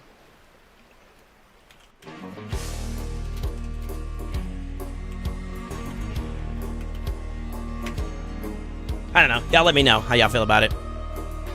I'm also info dumping on some things that I've tested out recently, which hopefully will help out players too. So it's more than just my team, I guess. But I've done some really cool stuff recently that's allowed me to be able to like showcase these kind of teams and whatnot, which is kind of cool. I should have talked about the fact that Sissy also has Brimstone, which could be another like catch-all in case you come up short in terms of like stats. But maybe that's a no-brainer. I don't know. I kind of forgot about that. But yeah, it does help. Definitely helps. What do y'all think? Y'all think we're on a good streak so far? So far, so good? Basically, I'm throwing my nuts at everything now. It's kind of not fair. I don't know. Well, I mean, it's not my fault they nerfed the bosses too. Throw them at me? All right. Yeah, I've heard this song before. It's pretty good. All right, I'm going to do one more. I'm going to knock this out so we can kind of just relax now at this point. I wanted to get this done so we have it in the barrel so we can put it out and space it out for the YouTube side. Hang tight real quick, guys. I'm going to knock this one out. This one is actually pretty good in terms of the way the nerf is, because it has some caveats that I think are kind of really cool to highlight. But, yeah, hang tight. 3, 2, good morning, good afternoon, good evening, wherever you guys are at. Hope you have a fantastic day. It's Soul Saint here, and we're coming to the conclusion of our Tour de Soul Saint Dungeon Edition. So, if you guys aren't familiar, we actually have been requested by the community in our ideas channel on the Discord. There's a link below if you guys want to join and see, and maybe even propose your own ideas to our Discord. You can actually be a part of the community. You're more than welcome to join. Be respectful, of course, but enjoy it. And one of the requests that was asked of me was to showcase and demonstrate the reason, the hows and the whys of how I do and develop my teams for my account in terms of approaching dungeon content for the world of Teleria. And we are on the final cusp, the last dungeon on this list that I'm going to be showcasing today, which is Phantom Shogun Grove. This one is one of the more nuanced ones, I would say, in terms of progression. But I heard, and from a feeling standpoint, from what I've dealt with in other dungeons, they've made them very, very easy with the recent nerf that they've included to the game. So, if you're not familiar, IT, Sand Devil, and lastly, Shoguns actually got nerfed to a point where it made the mechanics a little bit more easier for players to get involved in. Now, I was able to complete this dungeon way before that, and I know it's a little bit of a flex, but that's not my intention here. And I did have a video that incorporated using an all-rares team. If you guys aren't familiar with it, it was incorporating the Gnarlhorn, the Paragon, Reliquary Tinder, and 2 Cold Hearts with high blessings. It was very blessing demanding to be able to beat the boss. And there's a speed tune in mind and all that. But with this recent nerf, it's gotten so much more easier now to a point where I can just throw my nuts at it. And here's the kicker. Technically, people didn't want to realistically use G-Nuts against Phantom Shogun because it's negative affinity. So weak hits in this fight can cause problems for you being able to max out his shade counter, which means that his counter makes him impervious to certain things like damage after a certain point in time. And because he's negative affinity, he has a chance to weak hit, which means that you get even more in addition to that, and that just destroys the comp, right? Well, because of the nerf to the composition or to the boss, these kind of compositions became a lot more possible. And it got to a point so much so that I was like, you know what? Let me try throwing enemy max HP champions like G-Nut against the boss and see if maybe we can speed up a run. And lo and behold, you see what we see here for our best time, 17 seconds to clear this. It became very possible. Now, I know, disclaimer, we have been showing our nuts quite a bit along this entire tour, and I do have something I want to say about the aspect of why I've been just using something and that's very comparable across all the different teams. I'll explain why we're kind of doing it that way, and I'll simplify the necessity of maybe trying to do this for your account down the road.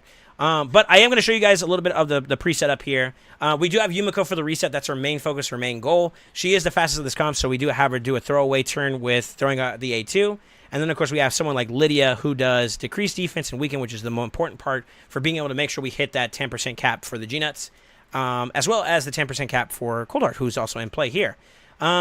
This is the same Coldheart that I use in the rare team. demonstration. She's the faster of the two. She's the one with the higher blessing. She is at 248 speed with the highest crit damage in this team, so 350 if you can see that. I believe she is the highest overall. She is. With the G-Nuts falling behind at a 334, and then, of course, 309, respectively. These are also the same G-Nuts you've seen in previous videos, 255 base speed, 254 shortly afterwards. And, of course, the same Lydia and the same Yumiko as you've seen before. The Cold Heart being the only variance here. She's only set up for 70% because she gets the 30% crit rate from the Heartseeker, which is what we care about for this build. And then, of course, she goes at a 248 speed. So, how is it going to go? It's going to go Yumiko do a throwaway turn, and then Lydia, and then the rest of the team is going to follow suit. It's going to be G-Nut, G-Nut, and then in Cold Heart, we get the reset, rinse, repeat. Now, here's the kicker. Cold Heart is with the highest crit damage, so she's going to initially start off with the Enfeeblement. So she's kind of like our pseudo enfeeblement champ. She's not really required for this comp, but it's a nice little way to kind of make sure that the G-Nuts aren't under enfeeble so that they can have a higher likelihood of landing that 30% enemy max HP. They're more viable because they have more output that they do with their ability compared to like Cold Heart. So I have her set up as my enfeeblement tank, quote unquote. And then, of course, the rest of them are going to go as possible. So I'm going to narrate this as we go along. This team is actually really, really fast, so we're going to have to show a couple times here to kind of express some of the things here. But the way it's going to go is I believe the boss is faster outside of everyone here. But we have Yumiko do the throwaway turn, the setup with Lydia, and then, of course, it's enemy max HP time. We had 2 weak hits there, or 1 weak hit there maybe in the play. But then we had our 60%. Even with, and I'm going to stop it right here, even with having enfeeblement in play, we still got the necessary damage that we wanted from Cold Heart, which is nice. That's how much the nerf to this boss has been introduced to the game. Also, considering we had weak hits, the shade counter has been brutally destroyed to a point where it does like a third comparatively to the amount of shade counter stacks it would get if you had a weak hit. If a G-Nut did a weak hit like that, that would have been grounds for an immediate failure of the comp. But because they nerfed the shade counter so much to a point where it's so low, we can play with those weak hits being not that much of a burden for our comp. Now, where we are at in this fight, we've had our full rotation of our entire team here at this point, and the boss is already down to his last 30%. So long as this team doesn't literally weak hit all across the board, there's no way that this team is going to fail. Now, keep in mind, everyone here now has enfeeblement. So we're also going to be playing through Enfeeble as a debuff, which has a chance to increases the likelihood of a weak hit. But watch how the damage is applied. This is also kind of an address to the amount of defense and HP stats that have been reduced for the boss. The last G-Nut did the job and cleaned it up, and we cleared the run. So, in essence, a quick run that can be established because of the fact that this nerf was so heavy-handed, it allowed us to not only be able to tank the boss because the damage output is reduced. Now, Cold Heart was pretty close to dying. You can see her, right? Pretty much like right there. It's really, really close to dying. But she still lives, and she's not really that tanky comparatively to other champions. Now, she did die there, and that does happen from time to time. And no, she does get crit, and she does get one shot by the boss initially. But because the stats are so easy to hit there, with the reset, I'm able to just rinse and repeat using the G-Nuts twice. So 60-60 gives me that 120. Literally allowing me to be able to get this speed run kind of in play. And I find that to be kind of a good thing and a bad thing, depending on how you want to go there. I'll show you, once again, some of the team members here. So the main one that changes from all the other teams that we used before is pretty much just the Cold Heart. If you want to see my Lydia, my Yumiko, and my G-Nuts in action and in the stats that are involved around them, take a look at some of our previous videos of the Tour de Soul Saint Dungeon Edition, and you can kind of see it there. But I will say this. Cold Heart, she's built in some damage. It's pretty much her main focus. Now, we did have her scaled because there was a certain amount of HP you wanted to avoid getting, like, trickle damage going on to you. And that did have a place where, like, a certain amount of HP and a certain amount of defense was required. So that is laced in there, but she is at 42,000 HP, 42.7, rounded up to 43 if you want. 2K defense, and then, of course, 248 speed, which was a part of that previous speed tune. Now, at this point, you really kind of don't need her to be that fast if you don't want her to. But you do want her to get a turn before the boss does get his turn because you're trying to get that extra 10%, right? Crit cap only at 70% to allow for the 30% to kick in with Heartseeker. And then, of course, as much crit damage as possible. Having her the highest also means your G-Nuts are safe. So you can scale this based off of your G-Nuts. You can try to push her higher. Or you could set her to be the thing that sets the tone for your team. And then you could scale the G-Nuts under her if possible so that they don't take the enfeeblement hit right off the rip. Her blessing actually originally, and I have never changed it up until today, was set for Spider many moons ago, so I wanted her to get as much damage as she could. So Spider had like a lot of like 10 extra adds, so it allows me to get more damage out that point. But you could literally put whatever you want in there. Crushing Ren's fine. You could do Phantom Touch if you care about it. Anything that gives you extra damage output is not bad for a blessing. Masteries wise is very comparable to what you would normally see on a build. She does have some accuracy checks because before in the past, this is very similar to like some of my earlier Cold Heart builds. For previous dungeons, it was kind of like, all right, I want accuracy. I want her to live as we're killing some of the spiderlings. I wanted her to have some extra accuracy. I wanted to have Laura Steel to give extra bonuses from the set bonuses. Maybe reset into her Heartseeker a little bit more with Cycle. And then, of course, you know, crit rate, crit damage, and then we end off with War Master, right? She's not in an ignore percent set, but, I mean, you could technically go down the route of Helm Smasher or maybe even Flawless Execution if you cared about it. I didn't have that issue to hit kind of some high damage stats in terms of like crit damage, so I just went down that route. But your performance will vary, obviously. As long as you hit that cap, that's what you're mainly aiming for at the end of the day. And that's kind of how it works for us for the most part. Now, I wanted to take this opportunity to use this video, since we're kind of at the tail end of this, to kind of showcase, yes, I'm using my nuts almost practically everywhere. That is a byproduct of this game making a lot of dungeons easier to accomplish, like IT, Sand Devil, and most notably Phantom Shoguns recently, as you can see. Pros and cons. If you don't have these champions, obviously it's going to be harder for you to do. There are alternative options, and I try to introduce that depending on the dungeon to kind of give you guys a little bit of a perspective towards it. But here's the pros and cons of this. The cons, and this is maybe not even it's not a non-issue, is they have made this content easier. Some things that people like in terms of their gaming experience, what they like is the challenge. And yes, there's other things in this game that propose and maybe facilitates that challenge.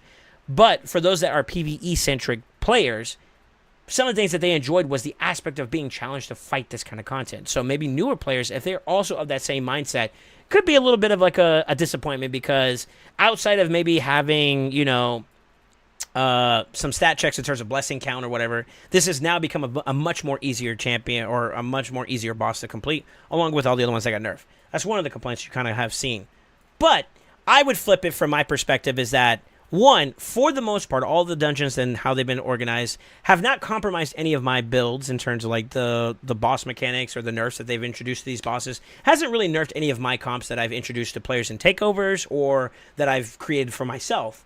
So there's no loss there for me. In addition to that, they've made it even easier, so my quality of life aspect is I don't need to go any further in building my champions up to accomplish the goals that I need, which means that my resources that would have gone towards those champions now could be used for more competitive areas. Think Hydra or maybe PvP for that matter, right? So that's a pro for me.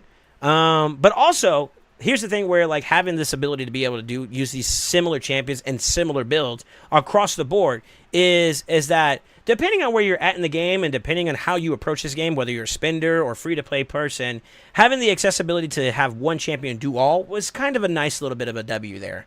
And the reason why I say that is that like your acquisition of gear can have challenges. You know, not everybody's going to be able to get a triple rolled speed helmet in Savage or an ideal piece that has like speed, defense, and crit rate for my defensive nukers and whatnot. So by having a one-size-fits-all team or set of champions that can be laced throughout my dungeon teams makes it so that the builds and the resources, gear being the kind of conversation, a lot more expansive instead of being strained. I used to be the proponent of like, and it kind of comes full circle, which is the funny irony about the way the game has gone, and is that when you're first starting off in the game, you're starting with whatever you have, right? So it's a one-size-fits-all.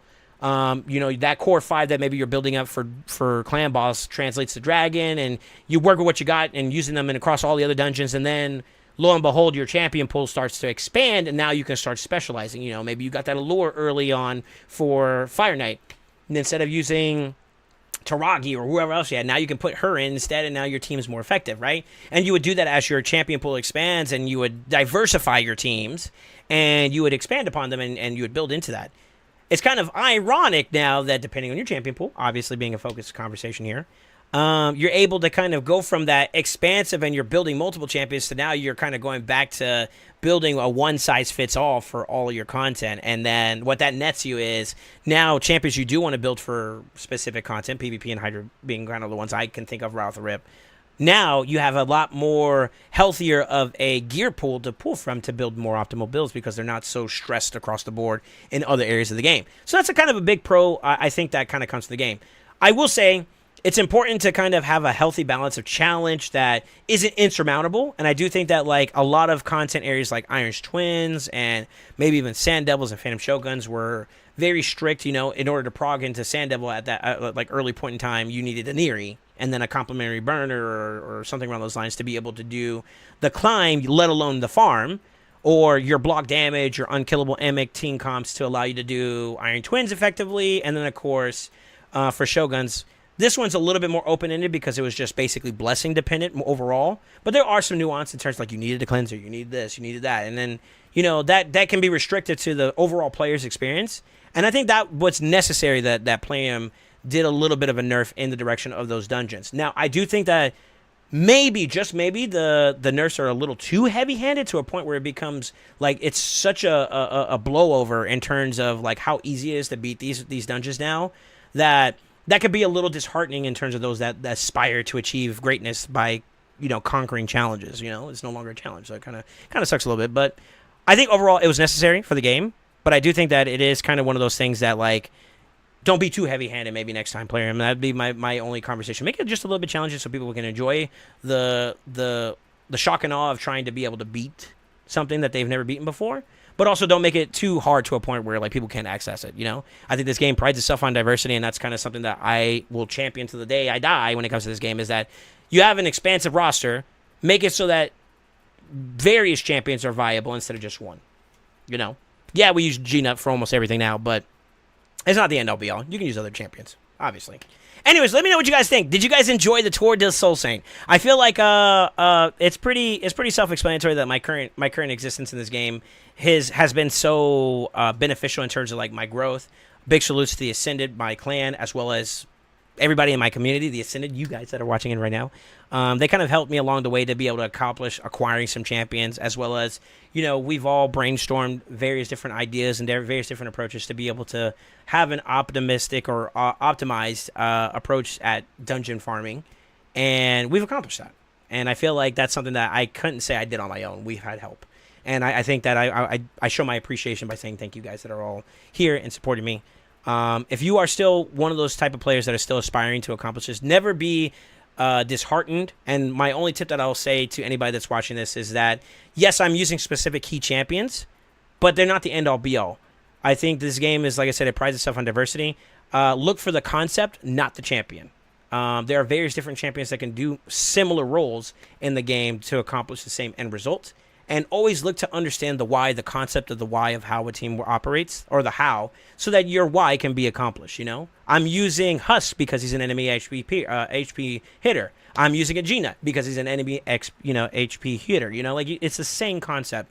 The why is just, you know, accomplished because of how these champions operate. So anyways, don't forget to like, comment, subscribe. Let me know what you guys did you guys have any particular dungeons that you guys liked watching the most? I'm actually very curious. What's your favorite dungeon? How about that? Hit me with that. And let me know what you guys think. And if there's any other things you guys would like to see in terms of our account's progression or where we're currently at in the game, I'm all ears to maybe showcase one or two things, you know. There are some things we still keep in lock and key, but as always, you know, I'm open to some requests. And as always, if you guys want assistance on your help, we do offer a takeover service. You guys can request that in a form that we have filled out or set up for you guys to fill out. That tells you some of the requirements we're looking for, some disclaimers, as well as, you know, some additional information in terms of, like, how we can help you grow your account. It's also going to be in the description below for you guys to refer to. So with that being said, don't forget to like, comment, subscribe once again, and always remember, stay ascended.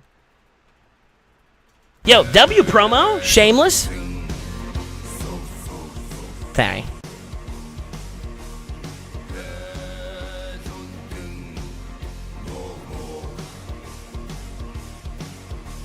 Oh yeah, crushing riff for rares. Yeah, I forgot. That's a cold heart. Well, you get my idea. Like, this is like damage-based blessing. Sorry, I was kind of tangent.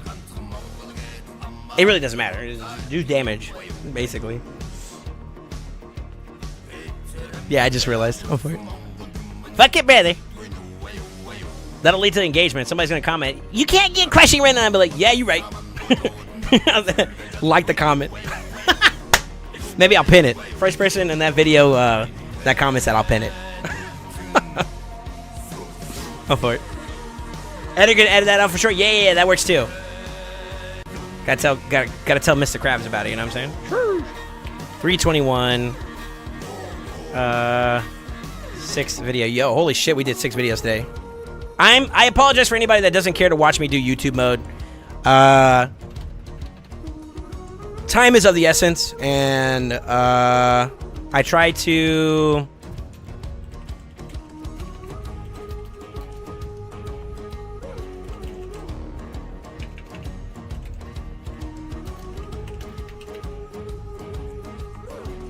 You get the idea.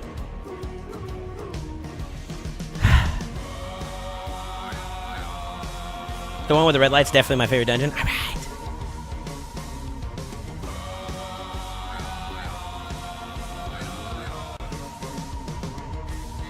I feel like I'm like super hot now. I'm not even gonna lie, like I'm hella sweating, and that's what it's like whenever I'm like doing recordings and whatnot. It's like I'm and you just go, you know.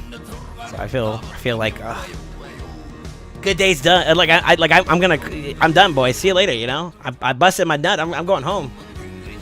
No, I'm just kidding. Let's get to this live arena.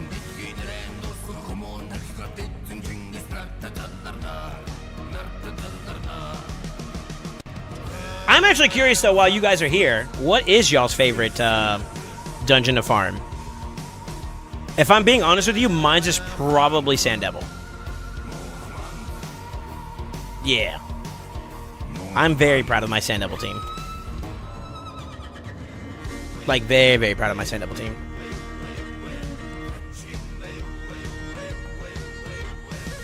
Damn, he took that. Oh, no.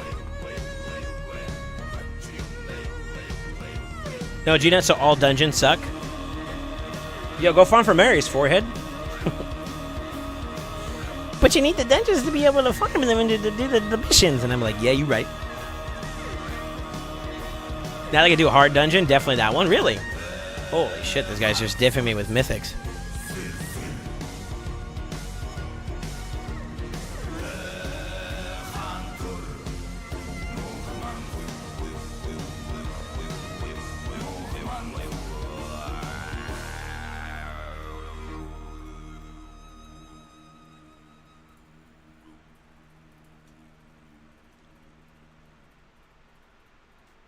I'm going to try something here, and this may be a very, very bad idea, but we're going to give it a shot. Fire Knight and Dragon, really? Those are your favorite? I pushed Hard Dragon 10 and Spider Hard 10 this week, so poggers. Nice. With all I was doing work since I pulled it to CBC. I'm going to ban this, and I'm going to shoot my shot being faster than this. No! That means that this team is hella fucking stone skinned. Shit. FK, demand for Savage Gear is endless. I'd probably be my number 2. Maybe even my number 1 too as well, because I have that one pretty optimally built.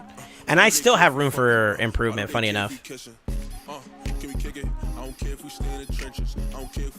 Okay, got him locked out.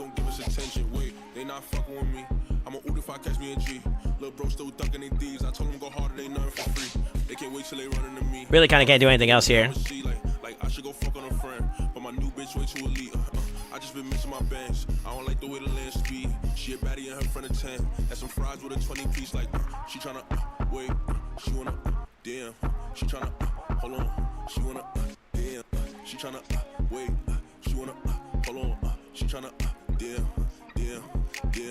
I'm trying to vibe with it, I'm trying to slide with it. Shit so good, might dive in it. Jumping that water, I'm diving in it. Heartbroken, baby, I'ma fix it. And I love when she rockin' my fitted. I can lie and getting addicted. Don't know what hit I. He's gonna slam. I don't blame him. Holy shit, he dunked on my fucking team. Damn, baby, hold on, baby, damn, baby, wait, baby, fuck me, dude. I lost. Cause he got the Eternal Beyond too. GG, sir. Ah! Alright, let me see here. I have poured so much energy into Dragon this week, it has forced me to not keep any 5-star gear or 6-star rare, whatever. With the exception of, okay, sorry. Of Speed Boots.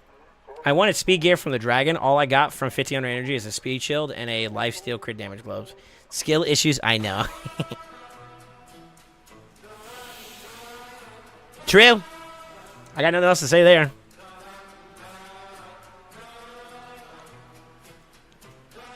It's this guy named Hamato. That's a cool way to do it. Otama. Otama. No, Otama. Otama. Yeah, it's Otama. I don't know why I struggled there. Yeah, shut up, Goon. Both of those pieces were amazing pieces. Alright. I think I still got a little bit more in me to farm speed. The Fire Knight event's also going to be one that I probably would like to spend some energy into, to be honest with you.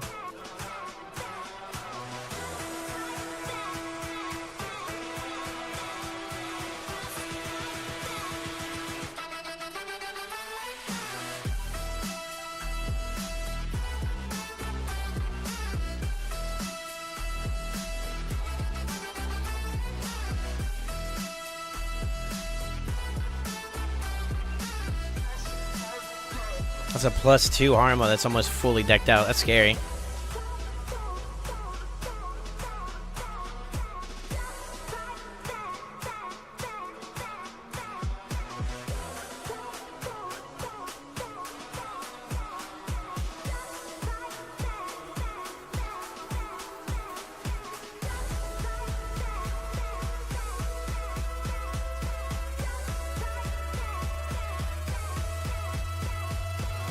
I'm curious. Let's see what he picks for the last pick, and then we'll go from there. Excuse me.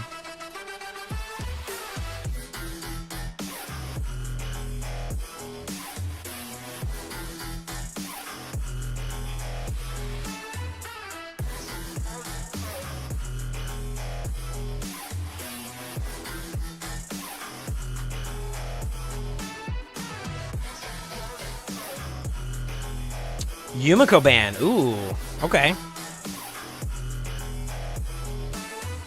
Not what I was expecting. I thought he was going to ban one of my speed leads. Or one of my speed champs. Interesting.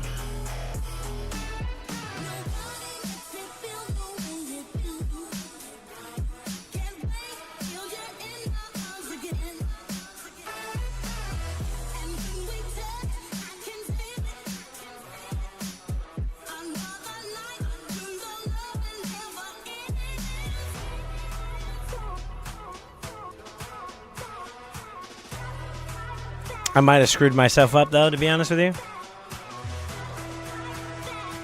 So now they can kind of go. I was hoping to be a little bit faster. Yeah, we might be dead here. It's unfortunate. I'd rip over here if I were you. Oh, no, that works too. I guess so. Yeah, we lost. I overthought this one. Sag. Yeah, you got me. What am I gonna do about that? He's gonna get a turn before I do.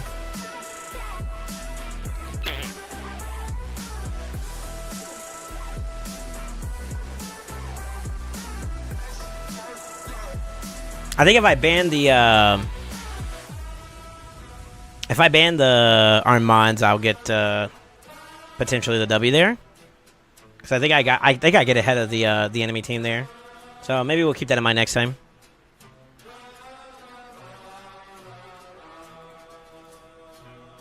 I know I'm kind of killing my rating, but I'm trying to see how I feel about Gizmac currently.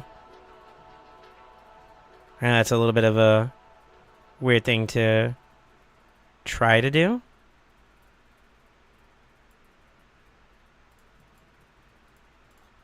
But it's forced, but bear with me here while I try to test this stuff out. Has anyone tried the new busting cracking roots that's supposed to damage stone skin? I haven't yet, but I've heard that it's lackluster. This is why I kind of wish I had the access to like the test server.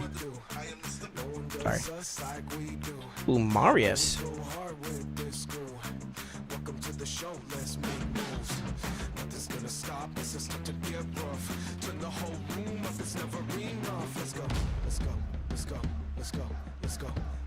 Shit, he might actually get me here. I'm taking another gamble here. It's shit. It's really bad. Yeah, I had a feeling. Come for it. Ooh, he's faster. I'm just trash. Maybe he got me with aura. Polly.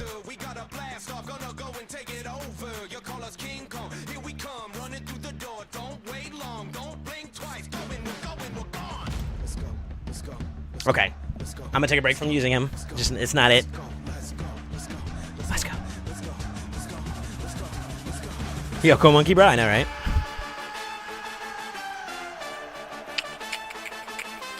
Watch, they're gonna pick a team that's gonna make me want to pick Gizmac, and I'm gonna be pissed.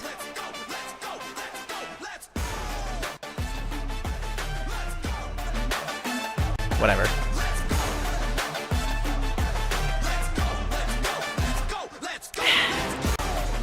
I'm gonna need some more water.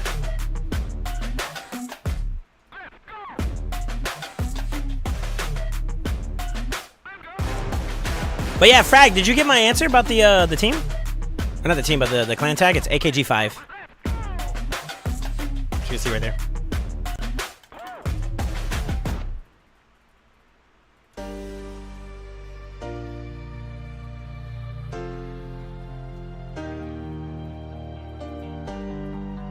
Okay.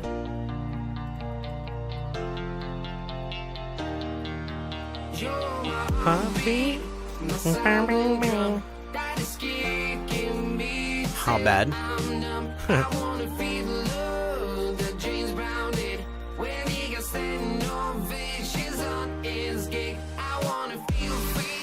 Like a bird in the sky. Crixia. Ooh. The Harma is actually kind of unfortunate.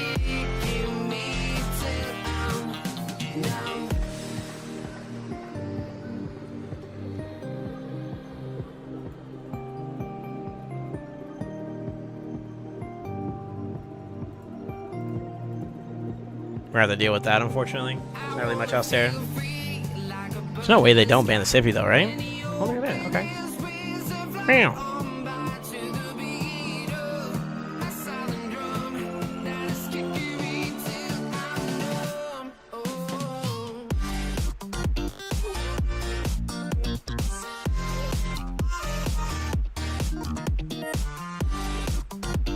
I don't know if I'm faster than this Crixia. It's a fully awakened one, too.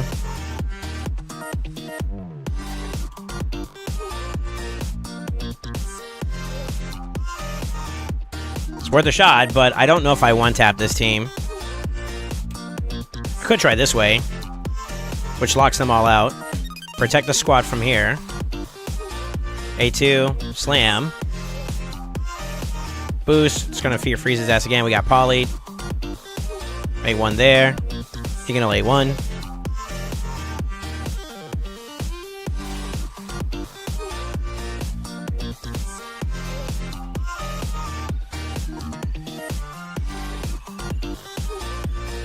A2.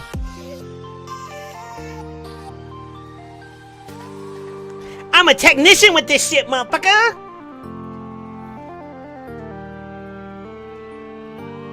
Polydef. Nah, actually, you know what? I was actually kind of prepared for this. Like, that's why I wasn't bothered by the Torment. Because I could just play through Lazarius and then slam. I actually thought that Crixia was going to be faster than me. Funny enough. I guess maybe with Aura, I'm good there. Depending how fast she is. Works for me, brother.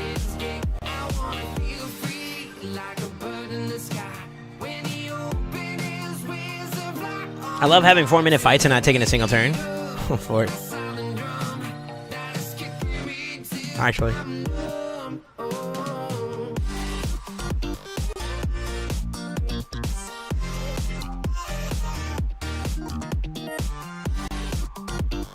After I get done with my live arena today, we'll double check to make sure that we're still in goal or close to plat. I think we're not in plat right now. I'll try pushing into plat and then we'll do the Hydra run again. I'm trying to get a PB on my Nightmare.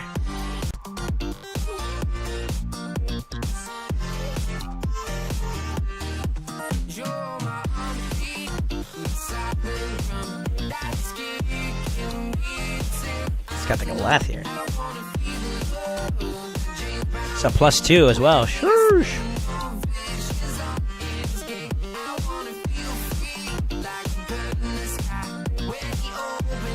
Let's go Goliath here. Okay, bro. Yeah.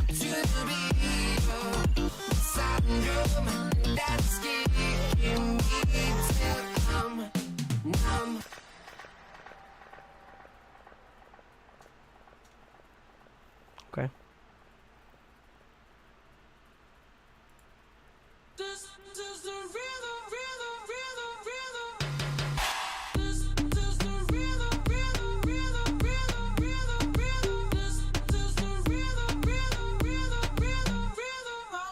Toda la noche rompemos, al otro día volvemos. Tú sabes cómo lo hacemos, baby. Baby, tonight's like fuego. We bout to spend a dinero. We party to the extremo, baby. Toda la noche rompemos, al otro día volvemos. I really want to ban this. No troll. But I also feel like this is a bad idea too. I've been letting him through too much and I've been getting cooked for it, so might as well just ban it.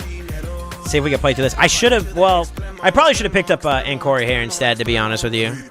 So, and also, like, they banned Yumi, so, like, this would have been a bad thing to let through at this point in time, you know? I could have picked up Lazarius, but double force is, like, just didn't feel like it'd be the play. Sin estilista luzco fly. La Rosalía me dice que luzco guay. No te lo niego porque yo sé lo que hay. Lo que se ve no se We definitely get first grab, but he's gonna try to go a tanky route. That's what he's banking on. He's, I'm gonna live through this. Try to blame him. Vivo en mi oasis y la paz no me la tumba. Hakuna Matata como Timon y Pumba. Voy pa' leyenda así que dale zumba. Los dejo ciego con la vibra que me alumbra. Heiras pa' la tumba, nosotros pa' la rumba.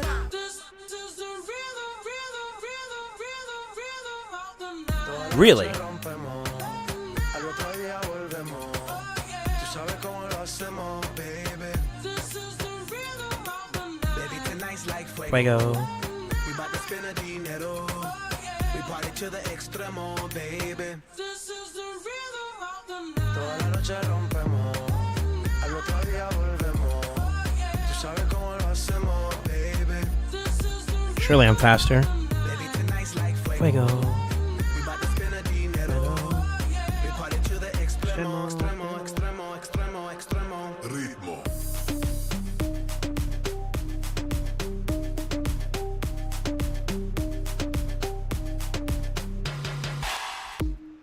The rhythm, the rebel, styles upon styles upon styles, I got several. Born to be wild cause I live like a dead devil. Live it up, hit 'em up, that's a scenario. Tupac, I get around like a merry-go rooftop. I am on top of the pedestal, flu shot. I am so sick I need medical. Huta, I learned that shit down in Mexico. The rhythm, the rebel, new and improve, I be on a new level. That's how we do it, we building like Lego. Feel on a fire, you're dealing with fuego. Can't stop, I am addicted, I never quit. Won't stop, don't need to speak to no therapist. Don't stop, keeping it moving's the narrative. Don't stop, do it like whoop, there it is. Toda la noche rompemos, al otro día volvemos. Tú sabes cómo lo hacemos, baby. We take those. Think I want to see you run a key? Shit on. I just outplayed this dude so hard. Sharpers. Extremo, baby. Toda la noche rompemos, al otro día volvemos. Tú sabes cómo lo hacemos, baby. Baby, tonight's like fuego. We bout to spend a dinero. We party to the extremo. You're too excited being a bully? What do you mean? Ritmo. You like that space?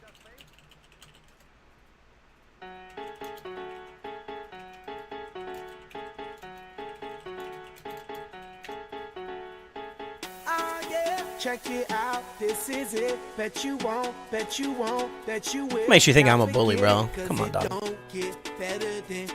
I'm not the one using Rhodos out here, you know what I'm saying?